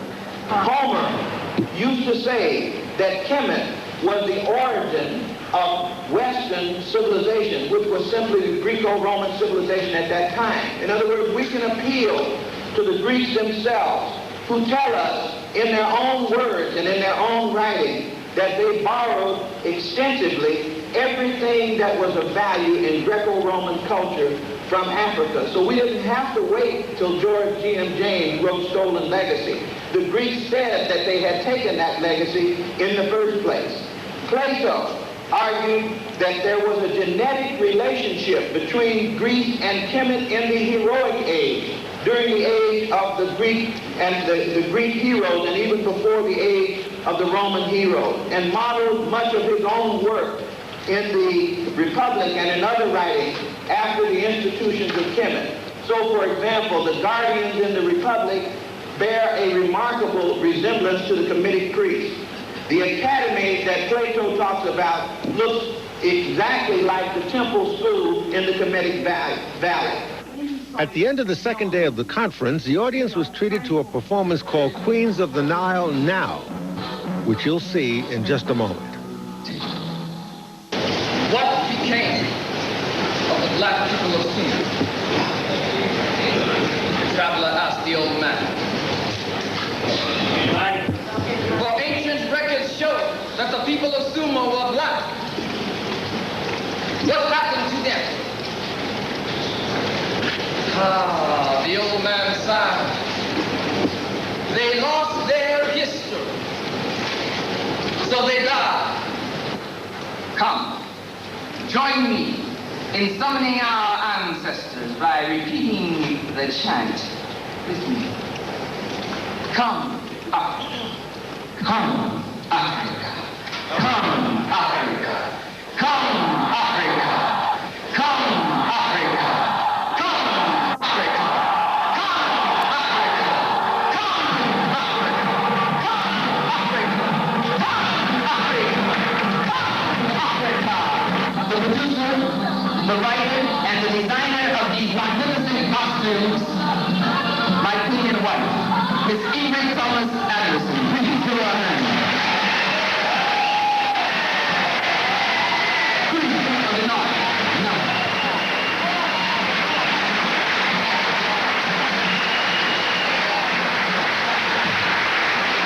Thank you very much. It has certainly been our pleasure and honor to bring Queens of the Nile here to the Nile to present to the ASCAC members. All of these sisters that you see today, this is the first time they've ever performed it. Most of them.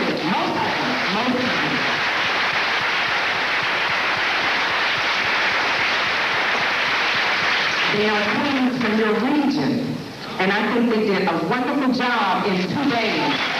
I said 2 days, is that all they did for 2 days?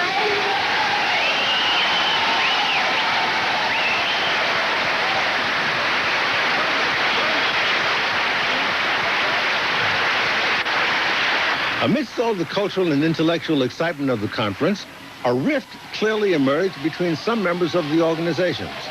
2 of the elders, Professors Clark and Ben, were plainly at odds with at least one of the high-ranking officers, namely Dr. Maulana Karenga. Dr. Karenga is a professor at the University of California and was once known as Ron Karenga back in the 1960s. What it says to us is that we are the fathers and mothers of human civilization, that we introduce the basic discipline of human knowledge, and we who are the fathers and mothers of human civilization have no business playing the cultured children of the world. What this does is offer a paradigm or a model of African possibility. As Garvey said, what humans have done, humans can do. So by watching this, by seeing this, by examining this, we have a model of human, i.e. African possibility. Dr. Karenga, in your educational experience, was any of this run down to you? No, this was never run down to me. And when I studied it in European civilization, they saw Egypt as part of Europe. Egypt is the only country in the world that ever had to justify its geography. All the other countries, if you find them a place, people assume that the place you find them in, that's where the people belong. But here in Africa, Egypt is supposed to be part of the Mediterranean or Asia, so So when they taught it as European history or Asian history. We had to break with this tradition and begin to redefine our reality and our own image and interest. Did the discovery of the truth make you angry? Of course it did. It made me angry that the European would lie so systematically, that he was such a small human. He needed to hoard all history. He understood that history and humanity are dialectically linked, that the more history, the greater grasp you have of your history, the greater grasp you have of your humanity. And what he wanted to do was to dehumanize us. So one way to do that, a sure way to do that, was to take away our history and make us, as Malcolm said, a non-historical being, i.e. a Negro. Are you saying then that it's a tool of oppressing a people? Oh yes, the destruction of a people's history is one of the first acts against the people. To interrupt a person's history, as Cabral, the African revolutionary theorist, said, to interrupt a people's history, to appropriate it, is to at the same time appropriate their capacity for creating progress and contributing to the forward flow of overall human history. So what one does is loses one's identity of purpose and direction here, because all acts are historical acts. All acts toward establishing identity, purpose, and direction are historical acts. And one does not grasp one's history, one has a question about one's humanity. Therefore, when the black people could identify with nothing but Mississippi, Alabama, Georgia, they assumed like Topsy they just sprang up. And they were glad to be anywhere other than the home of humanity and human civilization, i.e. Africa. You have been studying the history of the Nile for some time, but I understand this is your first trip here. Is there any specific impact that eyeballing it is having on you? Oh, it certainly is. I mean, in the final analysis, practice proves everything. And just to come back is a kind of spiritual experience, especially to come back with ASCAC that Jake and I had first founded along with other co-founders, to put together a project like this, to bring back home 1,000 people is a spiritual experience in itself. And to see all these people interested in rescuing and reconstructing our classical African civilization is an upliftment for me. And it certainly would deepen my appreciation for the project ASCAC, the Association for Study of Classical African Civilization, is involved in. At the conference, Dr. Karenga argued for a particular interpretation of ancient Egyptian culture and religion. But Dr. Ben differed strongly. He wrote the Hosea, a book he called the Hosea, which he took from various ancient books, holy books, sacred books of the Nile. He rearrange and interpret as he see fit the sayings from these different books.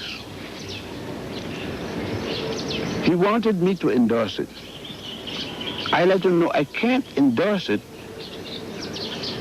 if it was a book that you say to inform people, I could endorse it.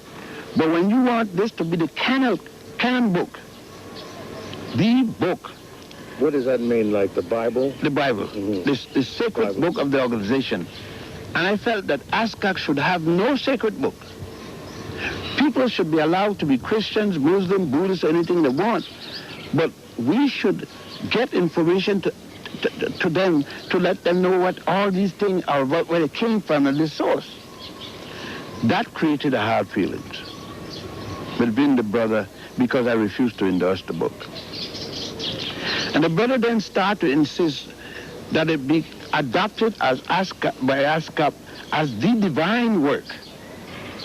And I, who took an oath in respect to the mysteries of here, those works, and studied here, it is impossible for me to consider a work that is nothing but extracts from the original with an interpretation by a man who considered that he got a divine a word from a goddess Ma'at, the goddess of, to do this and to make a work better than the things he copied. And change around, I couldn't do that.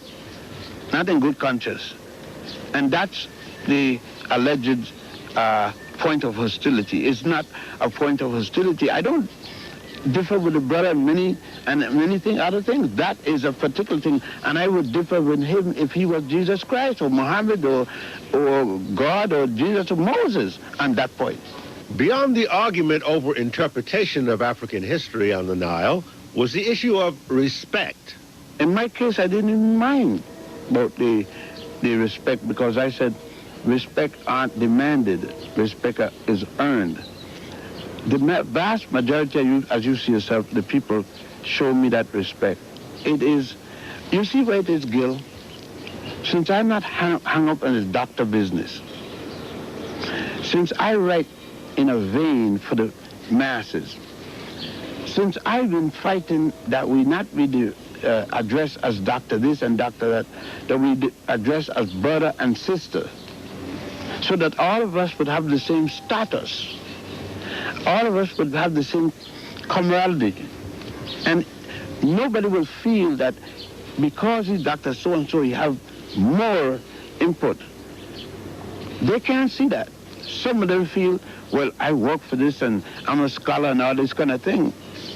You see, that had never been anything to me, because my father reminded me that most of the people that give out doctorate didn't have any. They didn't even have a degree. Degree started by a man who didn't have one.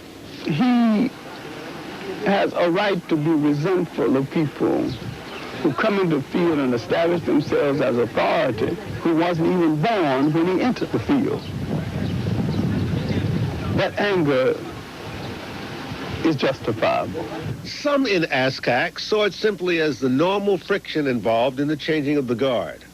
It is difficult to turn loose sometimes that stage that represented your flowering, and so that's the way I interpret what happened the other night. Just that he does not like stepping down. That's right. He wants to remain active, and I think he's just afraid that when he goes to this next step, there won't be anything for him to do. But I have always tried to assure him that my concept of eldership is that at that point, you are at your most valuable position for the community. There's a certain degree of paternalism that develops over a field of knowledge that you have been the sole pioneer in for a very long time, and a sense that other ways and other people and other perspectives of doing that thing is suspect. I think that's a part of the stridence that comes along with age and pioneering and long-term commitment to that. That's one aspect of it. The other aspect of it is that there's a certain arrogance that goes along with youth, and an unwillingness to give proper respect to those who came with limitations, but sincerity nonetheless. And the inability to reconcile those forces, that is the stridency of age and pioneering spirit and the paternalism that goes along with that, with the kind of eager enthusiasm of the young scholar who is coming along doing that. And I think that the pain and the conflict that seemed to have been reflected in that presentation has to do with the conflict of those energies which are confronting each other. My sense is that that's an inevitable process. I think that happens within a family with parents versus their adolescent youth who are beginning to come into their own adulthood, and the need to do certain things that are rebellious often in doing that in terms of negating the power, the responsibility of the parents. I think there's some of that that's inevitable. And I think one of the things that I tried to identify in the presentation I gave last night is that conflict is not always bad. Pain is not always bad. It is in pain and in conflict that new birth often comes about. I think the problem is that when we use the conflict as a means of dismissing the struggle that's inevitable in terms of that whole growth process. And I think if we see it as growth, and I think if we work towards trying to reconcile the differences and to bring about the mutual respect, that is, Dr. Ben needs to have greater respect for the youth. I think that the youth need to have greater respect for the contribution that Dr. Ben made, given his time, given his situation. The rift was apparently a serious one, and most who attended the ASCAC conference couldn't help but see it. And this caused a lot of confusion, because most of those who had come came because of their interest in Dr. Ben. And they assumed that this group of historians was an extension of Dr. Ben, which in a way is true. So seeing Dr. Ben at odds with his own organization, ASCAC, was disconcerting to say the least. We have these jerks, these fits, these thoughts, these conflicts as generations move together, and they're trying to move into their proper niches. We revere a Dr. Clark. We revere a Dr. Ben. And that's what our generation hopes to do. At the Great Lodge at Luxor, we hope to do the appropriate thing for them and to make our commitment with a new covenant to rebuild a new African consciousness among our people wherever we find them. And this is the greatest tribute we can make to them in respecting the work that they have done. The dissension would carry over beyond this conference back to the United States. But for now, the pilgrimage would continue. There was a great deal to see, as you will see in a moment. From the lectures they had heard at the conference, lectures on site of the monuments, and lectures each evening. You attended the conference, 3 days. Some of you went to the temple at Philae yesterday, some this morning, and some in the afternoon. About the temple of Philae and what else you saw. When you land there, you probably land at Trajan's Spear. Trajan, the Roman emperor. What's significant about this temple? There are many things, but in particular. Number one, to me, is it the first time you're going to see a temple or part of a temple dedicated to the world's first known multi-genius. I am Hotep, or otherwise Imhotep. You see, in life-size sketch, single-line sketch, beginning the story of the first murder in human history ever recorded. Is going to deal with the murder of Osiris by his brother Set-Typhon. It's going to deal with the first known surrogate mother, goddess Het-Heru or Hathor, who is going to keep Isis's young son, the virgin born Horus, born from a virgin and immaculate mother 4,100 years before Mary did the same thing. Now, you're going to see in this same temple, as you pass that wall, the big wall you see with that shape is called a pylon. That's what it's mean by the pylon. The outer wall with the door is the pylon.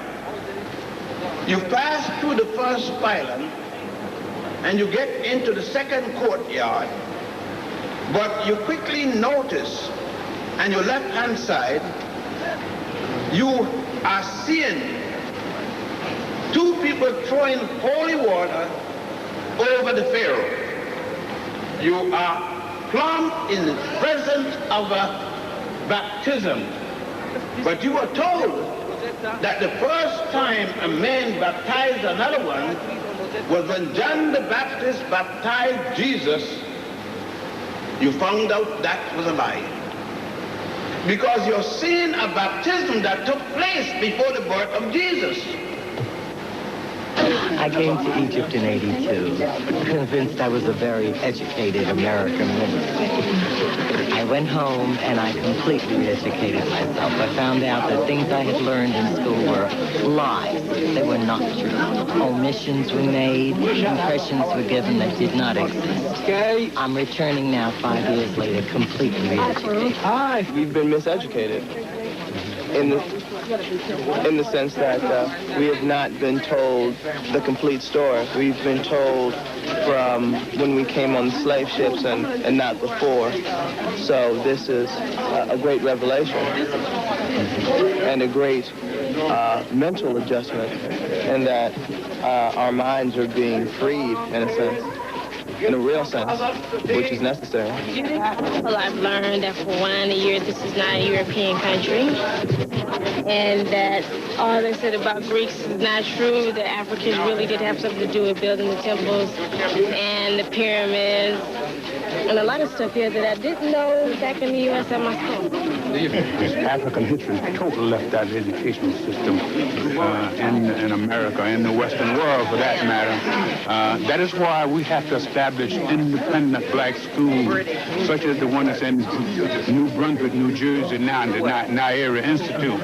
But it's unfortunate we as Africans do not support our own institutions, and that is a commitment we're going to have to get out of. We're going to have to start supporting our own institutions. We cannot expect other people who destroyed our history, denied us our history. We cannot expect them to also now turn around and support and give us money, finance our institution and re-educate us. The man that enslaved you is not going to educate you. You are facing to that separate building on that side. They call it the First House. A custom was started in Egypt 1500 BC, when the first and only lady ruled Egypt as a male pharaoh, Queen Hatshepsut. That was in a glory time of Egypt. She built such a nice monuments along the valley of the Nile. She opened many of the gold mines. The trading expeditions to East Africa was recorded, her famous journey to Punt, and also with all of that, she ruled Egypt for 21 years. The temple was built in the West Bank. They call it El Deir el-Bahari, or Queen Hatshepsut Temple, you'll see that. And she proved her right to the throne of Egypt in that way. When you look at this island, and that everything had to be brought here, we're actually observing one of the great labor systems of the world.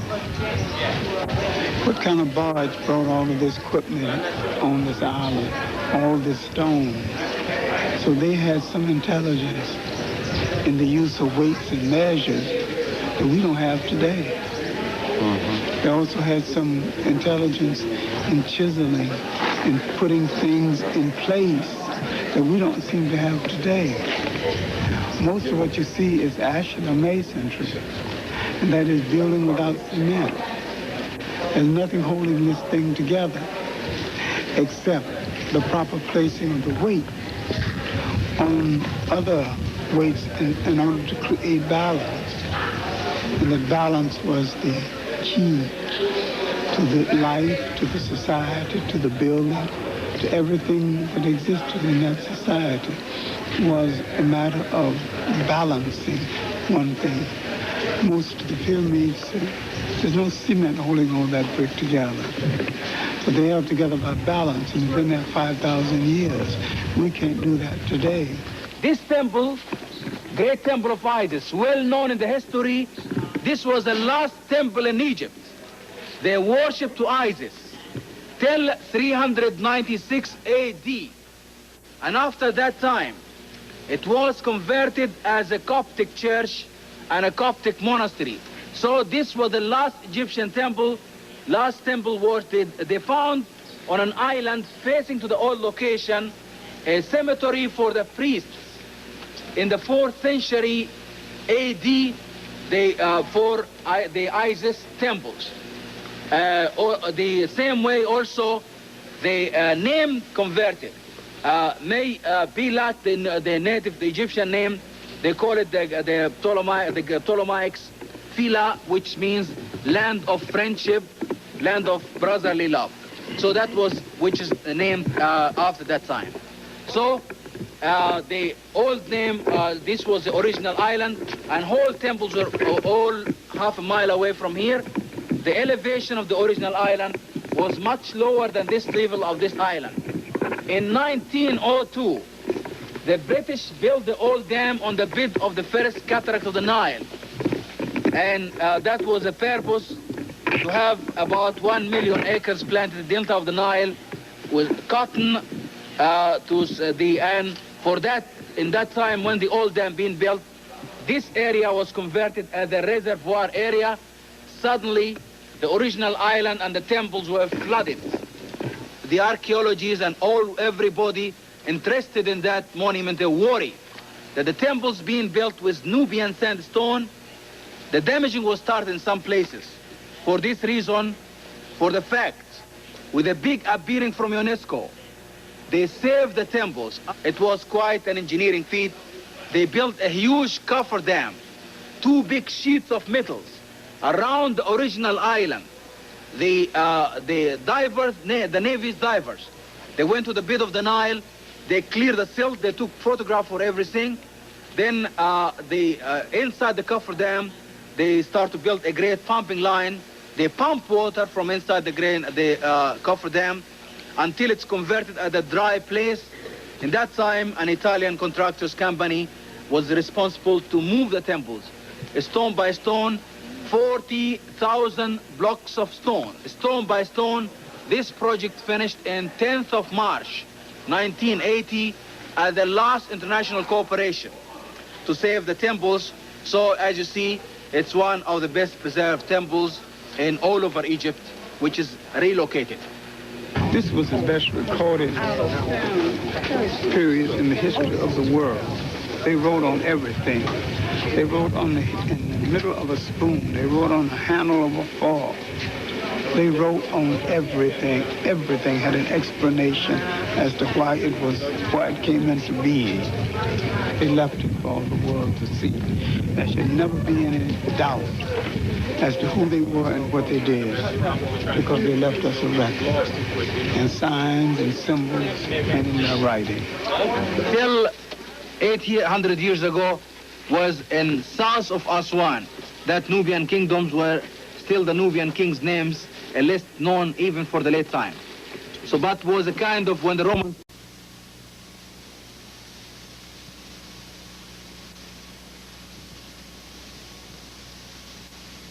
Here, the stone was left in the same quarry for a long time, and one side is not free, but later on they tried to cut smaller pieces. But even a small part, they discovered the natural fault. So this is the reason why the stone was left here. One side is not free, as you see. And we know that many other obelisks were moved from here.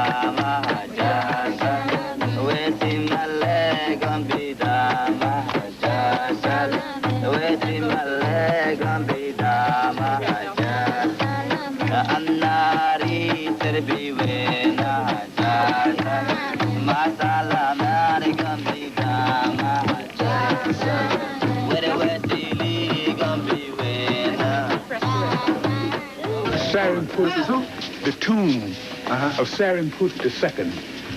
Who was he? He was a noble. At that day, he was called a noble, people of nobility. Would be equivalent to Secretary of State. The impact of the tombs and monuments had a counterpart in a highly emotional visit to the Nubian village of Dabu. Peopled by a people indistinguishable, save for manner of dress, from ourselves.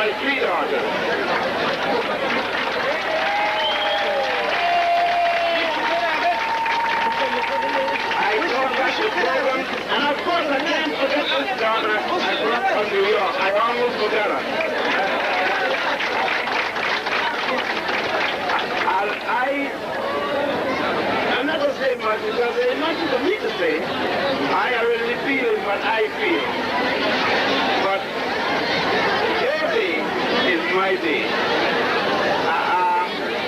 It speaks for itself. And next time it will be all the villages, not just one.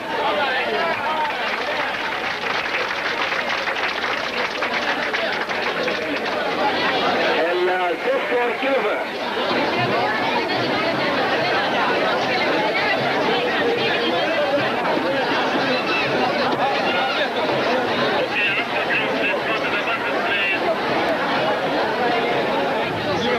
Too big for me to express my feelings.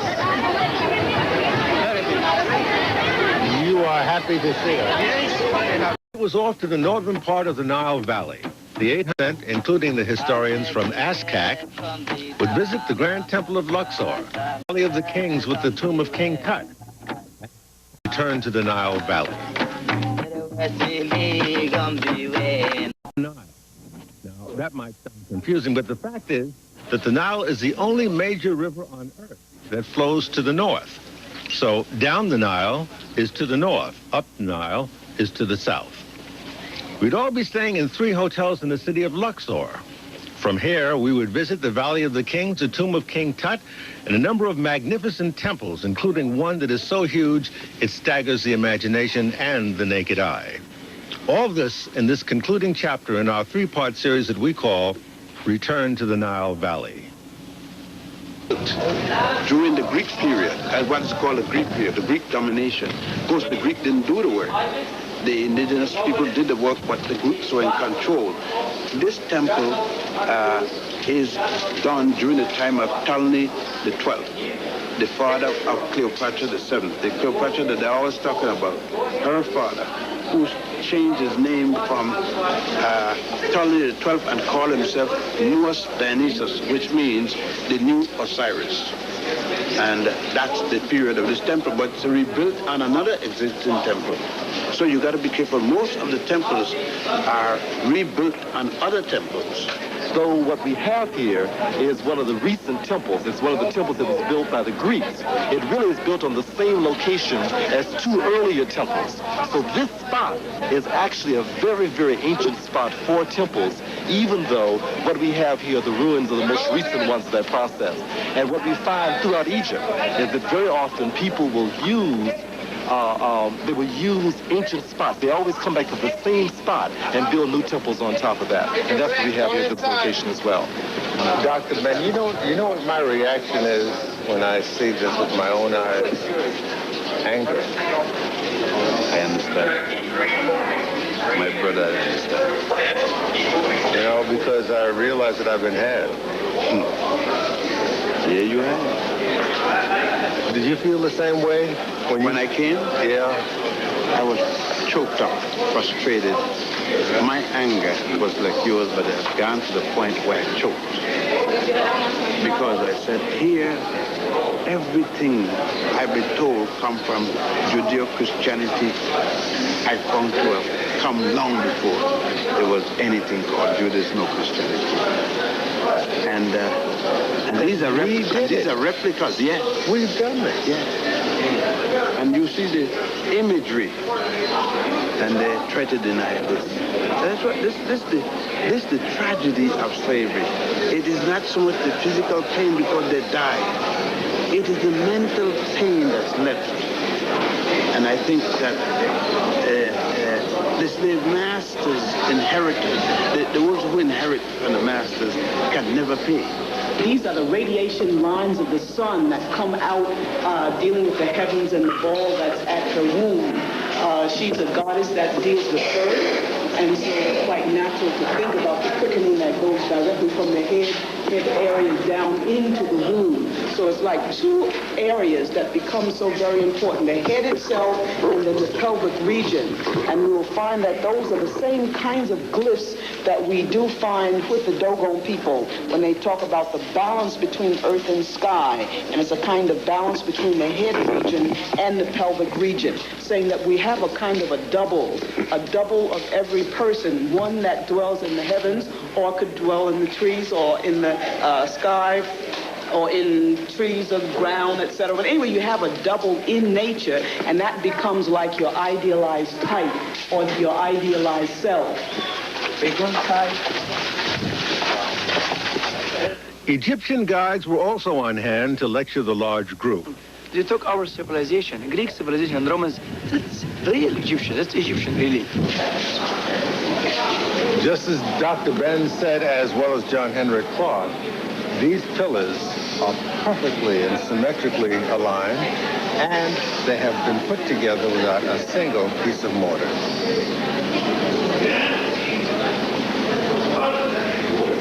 Dr. Ben, how did they actually do this work? In some cases like that, they chisel it into the wall, the stone itself. They bring the solid stone, a block, and then they cut the block round, and then they chop in. But as you could notice in this case, they put on the plaster.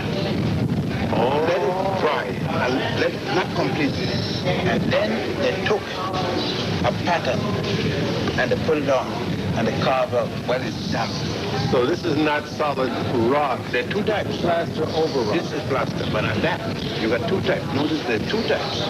He dug into that one dug in, and this is plaster. You know, I was noticing that up in the ceiling, there are holes. Oh, yeah. For the hinges, there were cedar doors. Big, solid cedar doors. In two halves. And this was all colors. Because I see some of the ceilings. Yeah. They were all beautiful colors. My brother, this was all. This is called Hippo-style hall. In each entrance, you could see the snake, and sometimes snake with a crown of Upper Egypt and double crown of Egypt or upper that's with lotus flower behind it. This is in any section. When you go, if you go behind on the entrance of the temple, in the back, just behind the wall, the back door itself, you see that on two sides. That's the Caduza.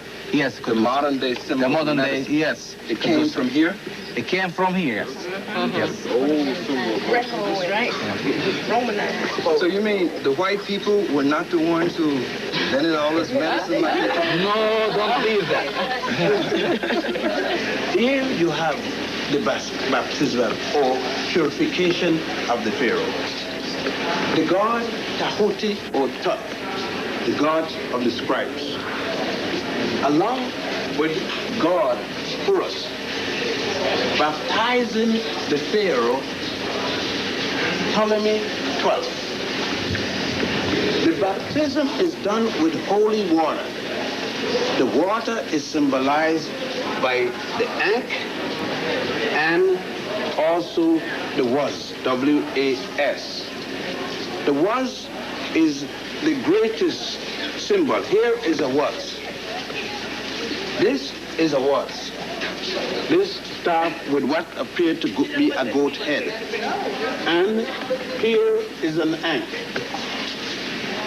They took the Ankh and the Was, joining them together intermittently and created the water. And thus you have Ankh was. Ankh was all the way. This is the purification rite because the Pharaoh cannot be installed, coronated without being purified. The removal of all his wrongdoing, because since he's going to be the Pharaoh and he's going to represent the people with the admonitions of Ma'at, I have not done any wrong. I have not committed murder. I have not robbed. I have not speaking with an ill tongue, to make sure he has to be purified, like Jesus was purified. And those are the urns that are pouring out the water? Pouring out the water, both sides. Then the next scene, after purification, now Ptolemy the 12th is coronated with the crown of the north and the crown of the south, the crown of two lands. We know it is so because here is God happy. Symbolically, of course, the God happy. And look at the good word. We know it is the God of two lands because he represents both men and women. The breast of a woman And the penis of the man, the penis held in a penis container, penis cup, like a jackstrap. God happy represented with the lotus flower and the papyrus plant. And here you have Isis following below. How we know it's Isis? By the chair at the crown, so that we know that these different gods. And everybody carrying the ankh. Good life and reunification with ancestors in the new world. The Africans put symbols of animals and birds to represent certain qualities in the deity. A falcon flies fast, high, and is strong, right? God is fast, strong, wise, and reliable. Therefore, the falcon. The lion is strong. The lion will rip you apart, represent the strength of the Pharaoh. So they use a lion. You get what I'm saying? The crane with his long bill symbolizes writing, a quill pen. He is the represented, the scribe, because you use quill to write, and they use quill to write. So why not use the crane to represent the god of scribes? As we move from one site to another by day, Dr. Ben's lectures by night help keep our perspective. We go to Edfu, the temple of God Horus. There you will notice that there's been a number of temples over a number of years been built there. One on top of the other. You will notice that they even took one temple and used those stones, the old temple of Hatshepsut, that's going back to 1550, before the Christian era, and used it for paving the courtyard. But you will also see where the Greeks copied the colonnade architecture. You will see in there the great green marble statue symbolic of God Horus, represented as a falcon. We're in the crown of the north and the south, the two lands. In there you will see surveying instruments, mathematics for surveying, mathematics and the layout of that temple, showing you the ways the old ancient Egyptian figured things. Measuring tools, a Nile meter. They didn't guess when they go with high tide and low tide. They didn't guess when there would be a flood. They could tell by a meter they had made.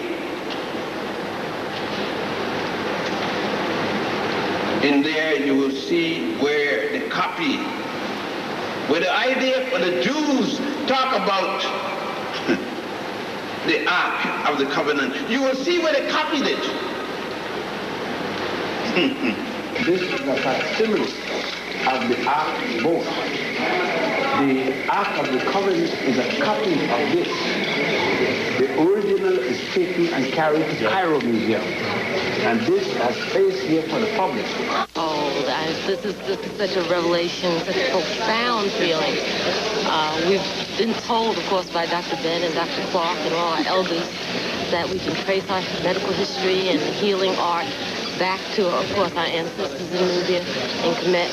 And to come here and see the actual documentation that our ancestors left for us it's a profound and wonderful feeling. And you ask why I'm mad in the United States every day.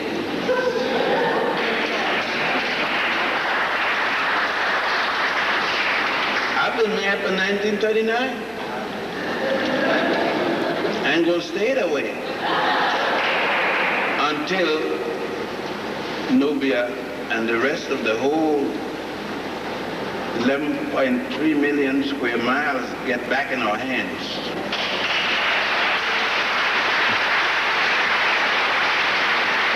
Let me mail you. And St. Patrick, take the Vatican and St. Peter's Basilica and the square, add it together,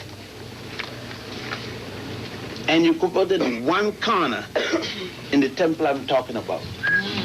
This is the temple at Warit, W-A-R-I-T, now called Karnak.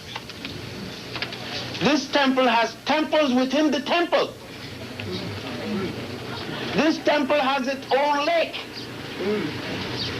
This temple is 1.5 miles long by half mile wide. You can't walk the temple and check everything. This temple has hypostyle hall of columns. Columns 50 feet tall. Take 6 of the tallest men here, holding finger to finger, can't stand it. Each column, not a mortar, no mortar, all cut stone. You can't take a sheet of paper and push between the joints.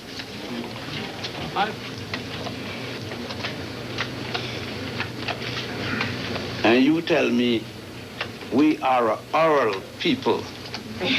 We don't write. What the hell kind of oral are you talking? It's mathematics, it's plans that build this temple.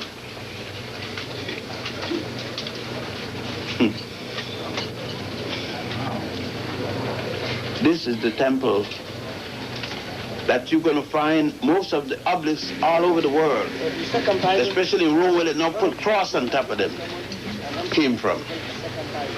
The one in Central Park called Cleopatra's Needle, they had nothing to do with Cleopatra. That's the obelisk of Tutmosis IV. It is in here,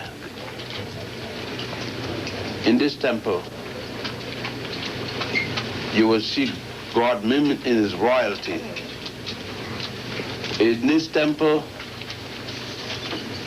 you will see the obelisk of Hatshepsut and Tutmosis III. It is in this temple, a few young people in this audience will be in the whole group married. You have come before this gathering stating that you wish to be joined together. In the tradition, we do not join two people. It is not the custom anywhere in the continent of Africa to join two people. We join two families, two villages, two waters. Land is spiritual. The human family is spiritual. The birds and bees are part of a spiritual continuity. All of it had to harmonize. So the Africans created the concept of Maat, M-A-A-T, that there is a harmonious cosmic force in the universe that everyone seeks to arrive at. And it's a spiritual dimension of life. That's why these great things were built. If you look at the pyramids only in terms of its technical dimension, you miss the enormity of it. If you look at the Temple of Karnak, which was generation after generation building to their God concept, the greatest temple complex in the history of the world, you miss what the Africans were all about. If you walk the mile-long Sphinx that linked the great temple complex at Karnak with the great lodge at Luxor, the temple at Luxor. That was the great university center of the world, where there were tens of thousands of people learning how you move from a low level of consciousness to the highest level of godliness within your human context. The arts, the healing arts, the scientific arts, these arts of studying the universe, music and whatnot was taught in the Great Lodge. It is the granddaddy and grandmama of the Masonic Order, of the Rosicrucians. It is the prototype of the Temple of Solomon. It was built and enlarged 500 years before Solomon. This pillar temple along the Nile was the model that inspired the Greeks to build the Parthenon. This is the Temple of Karnak. It is in reference, that is in tribute to the god Amun-Ra, a god of Wad, or the three named thieves. There are many points to the god Amun. One concept has to do with that he represents the emanation of that god force that is hidden. Some would make reference to that as being the statement of the access to the higher levels of awareness and those parts of ourselves that remain hidden, but indeed can be made visible with proper work. And so that is a very, very important concept. Many falsely portray the priesthood of Amun as in later years becoming a very difficult group to work with. But the key thing to be raised, it was from the same place that African people later did reclaim the entire of their country after an earlier invasion of so-called Hyksos people. And it came from this place that we also have now to Bawad, that there was a resurgence. And the African people did emerge from this place and then did retake all of Egypt, and Egypt went on to have a tremendous, Egypt did have a tremendous renaissance, a very vast degree. Here we are at the temple. It's called the Temple of the Grand Lodge here in Luxor, the Temple of Amun. And the interesting thing about this particular temple is that it demonstrates in a fairly significant way one of the things that you see consistently throughout all of the temples, and that is that these places, for whatever reasons they happen to be, are actually spiritual centers. That is the main vestibule? That's the main vestibule. That's the front of the temple itself. That's the entrance into the temple. And then you'd walk through these columns until you get progressively closer to the Holy of Holies. To the Holy of Holies. And one of the interesting things about this temple, too, is the tremendous length of it. It's a tremendously long temple, and it's probably one of, I guess, next to Karnak, it's probably one of the larger ones, of course, in its original form. And in fact, in years gone by, of course, the two temples, this Luxor and Karnak, were actually connected by the Avenue of the Sphinx. The Karnak temple is about 2.5 miles down the road there, and in the ancient times, the two temples were actually connected by this fantastic Avenue of the Sphinx. So I'm sure that in the days of its glory, it was probably one of the most magnificent structures you could ever imagine, where all people would come. Mm-hmm. All people would come outside and would gather in front of the temple. So there's usually a huge courtyard in front of the temple itself. As you move from the courtyard, there is a kind of a vestibule, an opening into the main part. So some of the special people of the religious people would come into the first opening of the temple. Then eventually, the actually accommodation for people becomes more and more narrow as you move back until you get to the Holy of the Holiest, and no one went there except the priests themselves.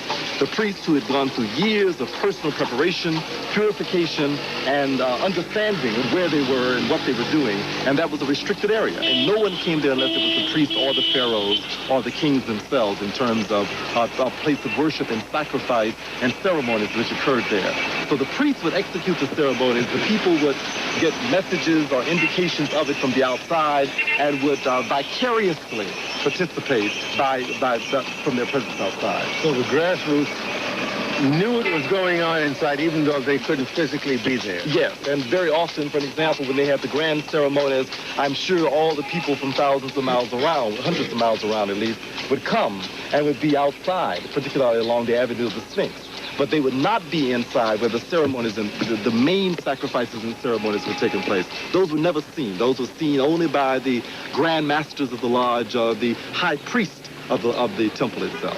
When was this temple built, and was it built by the Egyptian, the African, for themselves, or was this under the Greek rule? Okay, I don't know the exact dates, but this is the temple that was built by the Egyptians themselves. Mm-hmm. It was built by the Egyptians themselves. Not at the behest of anybody else. No. And one of the differences, of course, in this temple and many of the other ones that are much better preserved is the fact that this is one of the original temple structures itself. It goes back to the Egyptian era itself. It has nothing to do with the Greeks, nothing to do with the Romans. This is the model temple itself as it was built by the original African people.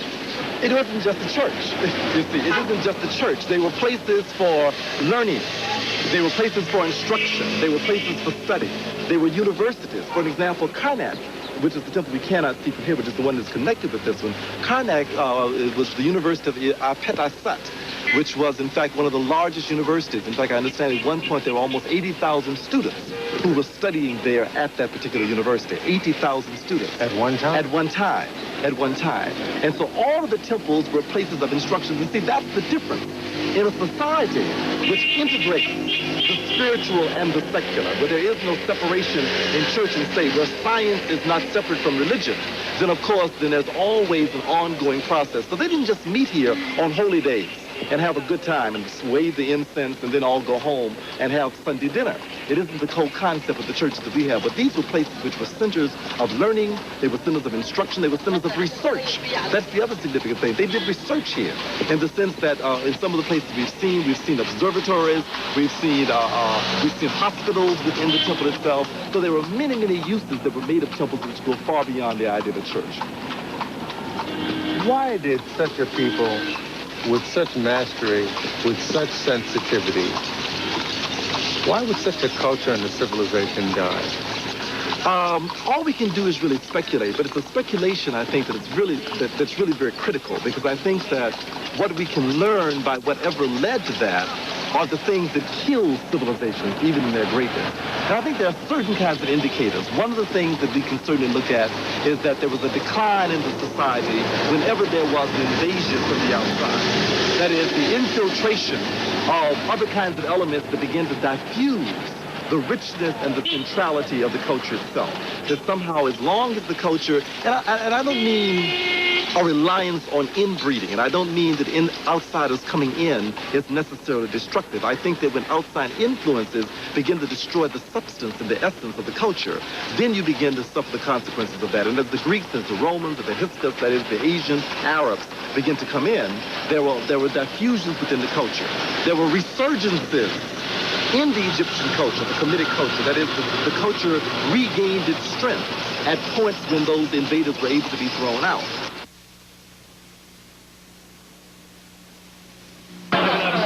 Makes it very dangerous. Is that, by all fairness, this was our Jerusalem, and it existed over 3,000 years before Jerusalem, and it is still in basically its original form. It was a spiritual city. It was here at Abydos where the mummification process took place, for the weighing of the heart to decide whether the person has lived a life worthy enough for the person to enter paradise, the hereafter.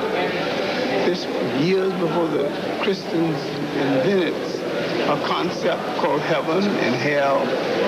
More important is that in its structure and in its design, it is still in its original form.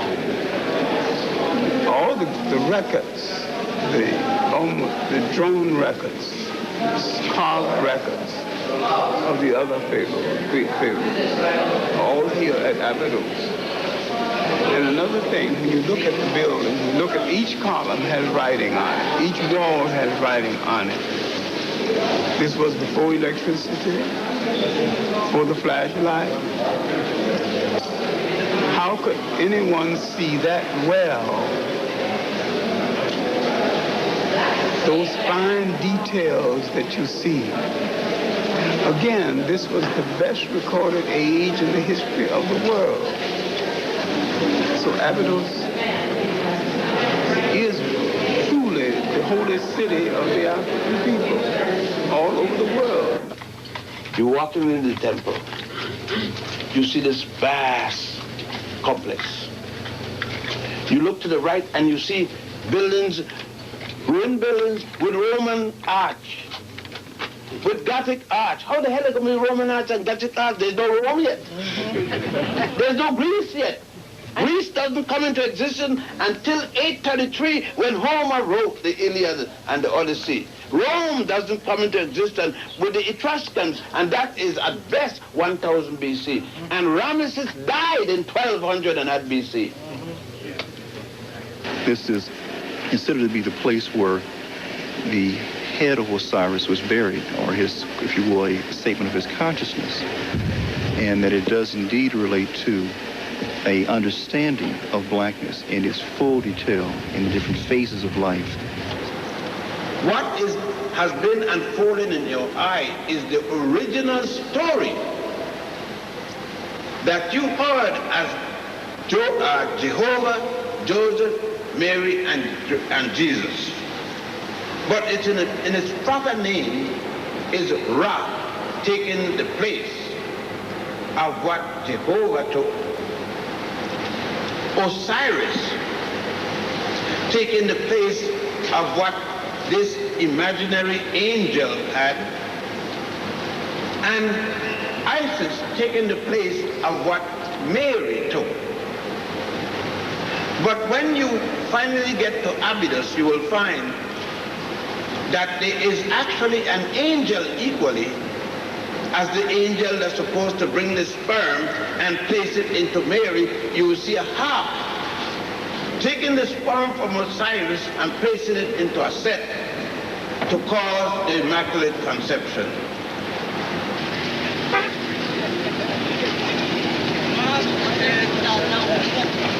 En route to the Valley of the Kings, the colossal statues of the pharaoh Amenhotep III and his queen Tai, awesome in their proportions, made of sandstone. The Valley of the Kings lay just beyond. Perhaps the most sensational tomb in this valley is the tomb of a king who died in his youth. Like It Is did a documentary on him back in 1978. This is the Valley of the Kings. This valley had already given up a great store of tombs of Egyptian rulers. Archaeologists explored and dug up the length and breadth of this Egyptian valley until November 4th, 1922, when workers uncovered a single step that led downward. So down they dug until they found a door behind which lay the long-sought tomb of Tutankhamun. Behind that door was a room that was filled with artifacts and relics that had been placed there when the young king had been buried.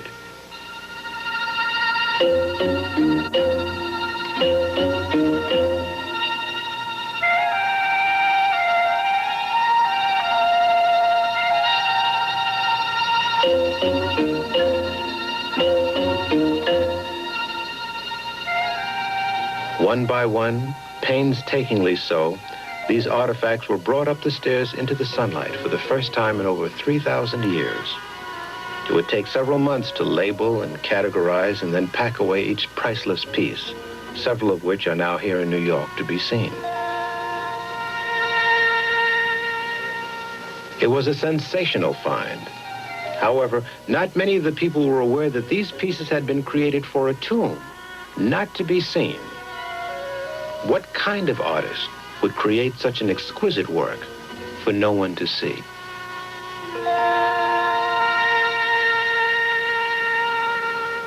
King Tut came out of the end of the 18th dynasty. And he is fortunate in that the grave robbers who literally went over Africa, taking everything in sight, did not find his grave. He was a minor king who had a major funeral. Now, he is well known for what they found in his tomb. If they found all this grandeur in the tomb of a teenage minor king, let us think what they could have found had the other tombs been intact. The Africans literally pioneered in elaborate funerals. And African people today, throughout the entire world, still bury elaborately, go in debt to, as we say, put them away nicely. They put them away nicely in ancient Egypt. We're talking about a man who lived during the 18th dynastic period. A dynasty is a period of rule. It could be a family or it could be one person. We're talking about an individual who, for the most part, did very little within the 2 years that he lived as Pharaoh of Egypt. The word Pharaoh means king or head of state. Why? Tutankhamun took the throne at age 17 and died at age 19. It's bad enough that he would have been a teenager ruling the greatest country in the world at that time, the most powerful. But he was an invalid besides being a teenager. Then you ask, then why was he on the throne? Because it was his time to rule, having been adopted by one of the most noted pharaohs of all Egyptian history. Not only noted from the Egyptian point of view, but noted from even the Judeo-Christian Islamic point of view, because it was Amenhotep, otherwise known as Akhenaten, who gave to the world the concept of the one and only God, otherwise called monotheism. Akhenaten died 43 years before the birth of another African named Moses, which you will find in the book of Exodus. His mother-in-law was the beautiful and great Queen Nefertiti, and his grandmother was the great Queen Tai. He came out of one of the most responsible and one of the greatest royal families ever to sit on any throne of any country at any time in the history of the world. Yeah, this is 18th dynasty. That's important because that is clearly a native dynasty, and as I've indicated in other places, it had its origin with Second Enre, a king who came from the south and started this 18th dynasty. And within that 18th dynasty, the daughter of Tutmosis II was Hatshepsut. This is her mortuary temple. So this temple here is a copy of that temple over there, except it's on a much larger scale. Now let me say something special about Hatshepsut's temple here. Hatshepsut had an expedition that left Kemet and went all the way to Somaliland. And that is pictured, this expedition is pictured over here on the wall of a part of that temple, showing the king of Punt, the queen of Punt, and so forth. But what's more important than that is that Hatshepsut indicated that what she was trying to do here was to build a Kemet in Punt. To build a Punt in Kemet.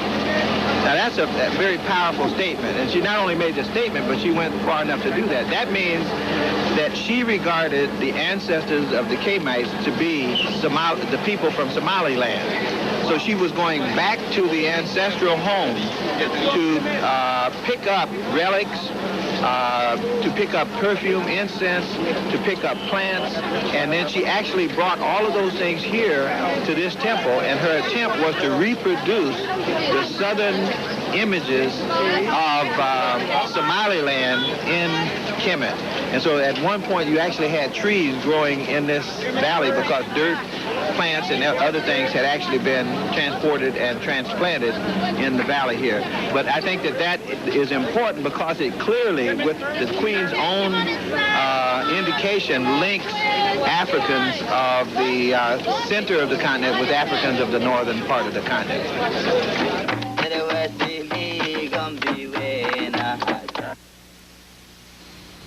At last, the brick had time to sort out the reactions to all that had been seen and experienced, but all agreed that it had been overwhelming, especially because the educational experience for most of us never associated this kind of achievement with Africa. We have come back from a 400-year bondage, and now we're back home, 9,000 miles home. And it shows the coming forth by day that we're coming home. We're here, and we got to take it back. Egypt is just something too beautiful for words. I've come home, and I think the conference, one of the beautiful things about the conference is the range of ages, especially the children. I have a nephew who will be 3 this month who's named after the Nile River. His name is Nile, and I would like to think that one day he'll be able to be here and understand the significance of the name that he carries. It's coming home. How do we get on with the process? Because I truthfully believe that we are part and we're supposed to be here. So what's the next step? What's the organizing process, and how do we get on? I feel comfortable. It feels like it's home. It's a real spiritual thing to see the ruins, to see Ramesses II. Our son's name is Ramesses, and it was great seeing that. I'm going to bring my son here so he can see him. Other than the heat and Arabs and Cairo, it's great. The architecture alone was enough to numb the senses. Even more important, we learned that the architecture, awesome as it is, was not the sum and substance of what these monuments, temples, and tombs were about. Coming out of this sun and this valley that harmonized and reflected the beneficence of God, the Africans created a tribute to God, and that's what all this represents. And it definitely does not reflect the value system of the North or the Europeans or the value system of the Sand people, many of whom come out of the Arab culture, because the Africans balanced things out. The male and female principle were balanced. That's why you see a temple to the male principle, a temple to the female principle together. They put the female at the center of their spiritual value system. Other cultures of the North put the male at the center, and they dismiss the female, and the Sand people do the same thing. So these monuments, when you look at the values that they represent, could not have been done by people who come from the northern cradle, because they do not reflect that male dominance. They reflect the harmony between the male principle and the female principle, which is what the Africans have always built their culture around. In addition to the historians, the group had also been fortunate in being exposed to the many well-respected men and women with expertise in other fields, who gave additional context to the implications of this trip. When I came, I was hoping for an opportunity to think through the possibilities of an additional channel of motivation for children of color in terms of the educational experience. And coming here has confirmed that even more, that we have to get away from the notion of at-risk and compensation and disadvantaged and all of those negatives, and look for a kind of modality that will open the richness of antiquity to our children, the strength of the power of their people, the beauty of this land, the temples and the tombs. I think that this is a dimension that we haven't looked at, and we must. And I'm not thinking in terms only of children that we call middle class because their parents have the money to finance this kind of a trip, or even a child that we might consider gifted or very bright in the Eurocentric notion of what that is. But I'm talking about the large numbers of our disaffected, disconnected adolescents in the mainstream of our urban cities who can attach themselves to nothing that is positive. I think here is a natural healing for them that we have not considered, and we must.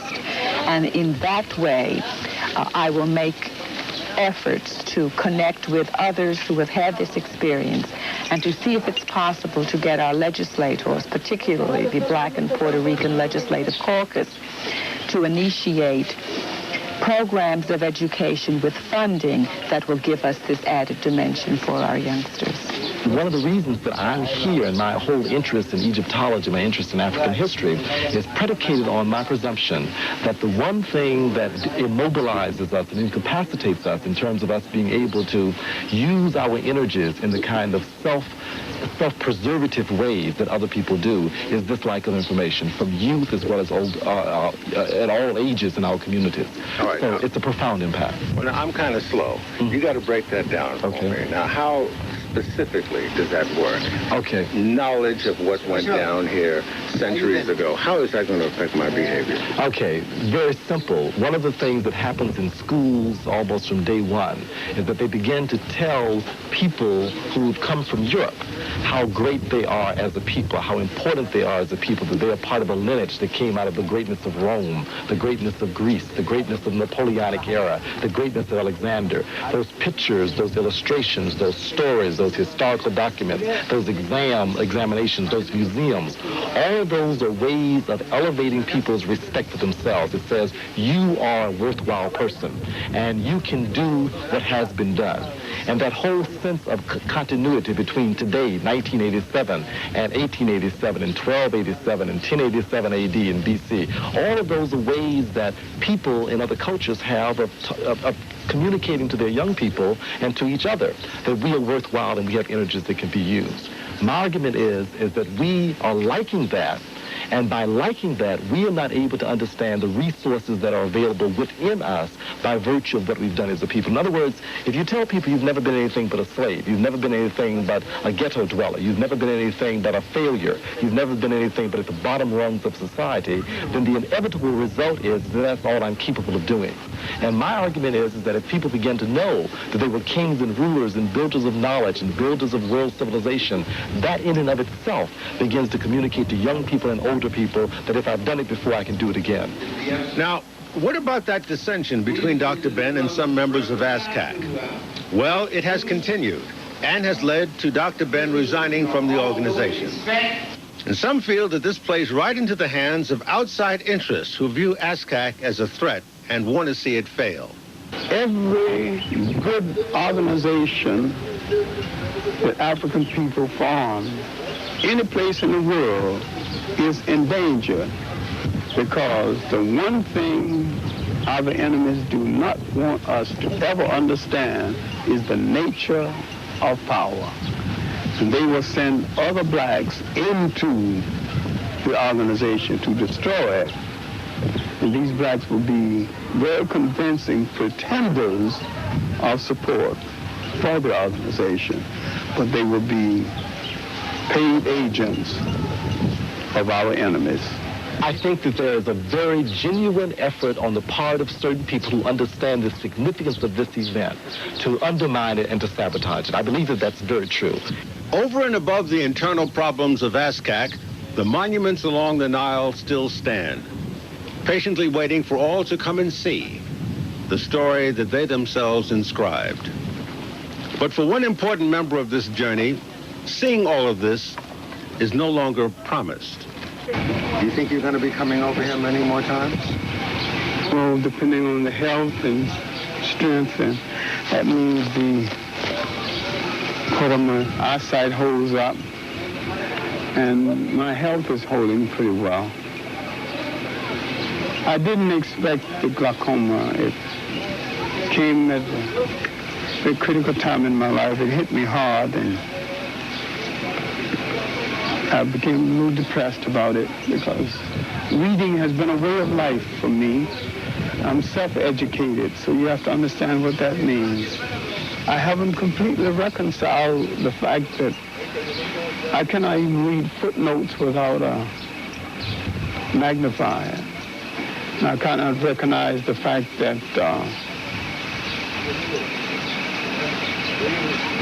had I known, paid more attention to diet and health, it could have been avoided. But I was rushing, doing so many different things, mostly for other people, that I neglected my own health. And the people that I neglected it for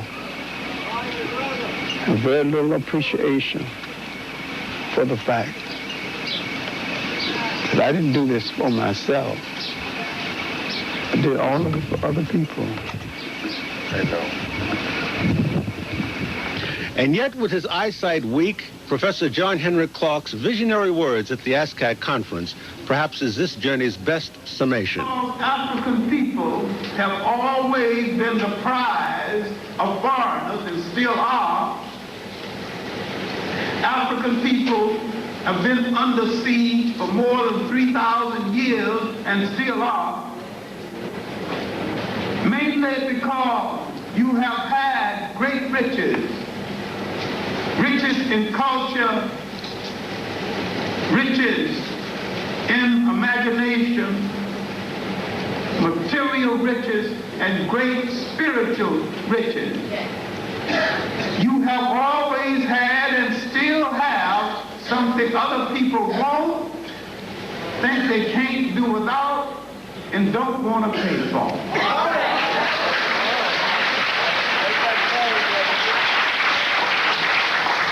Every conqueror in Africa first came in as a dinner guest, because the Africans are hospitable to strangers.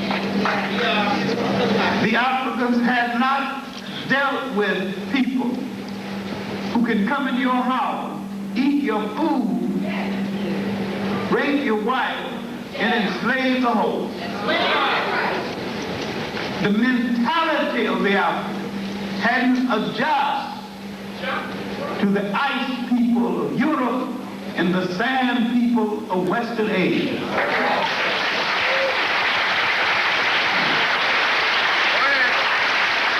And to this day, he hasn't adjusted. And first on our agenda is to get back our sense of being a historical people and stop answering to the word minority. With our total effort in learning history, which means nothing if all you're going to do is recite dates and personalities. You must understand the philosophical meaning, the political meaning, and the cultural meaning of history. And when you look at all these great states, how they were structured and how they were ruled, you need to say to yourself and your children, if I did it once, I'll do it again.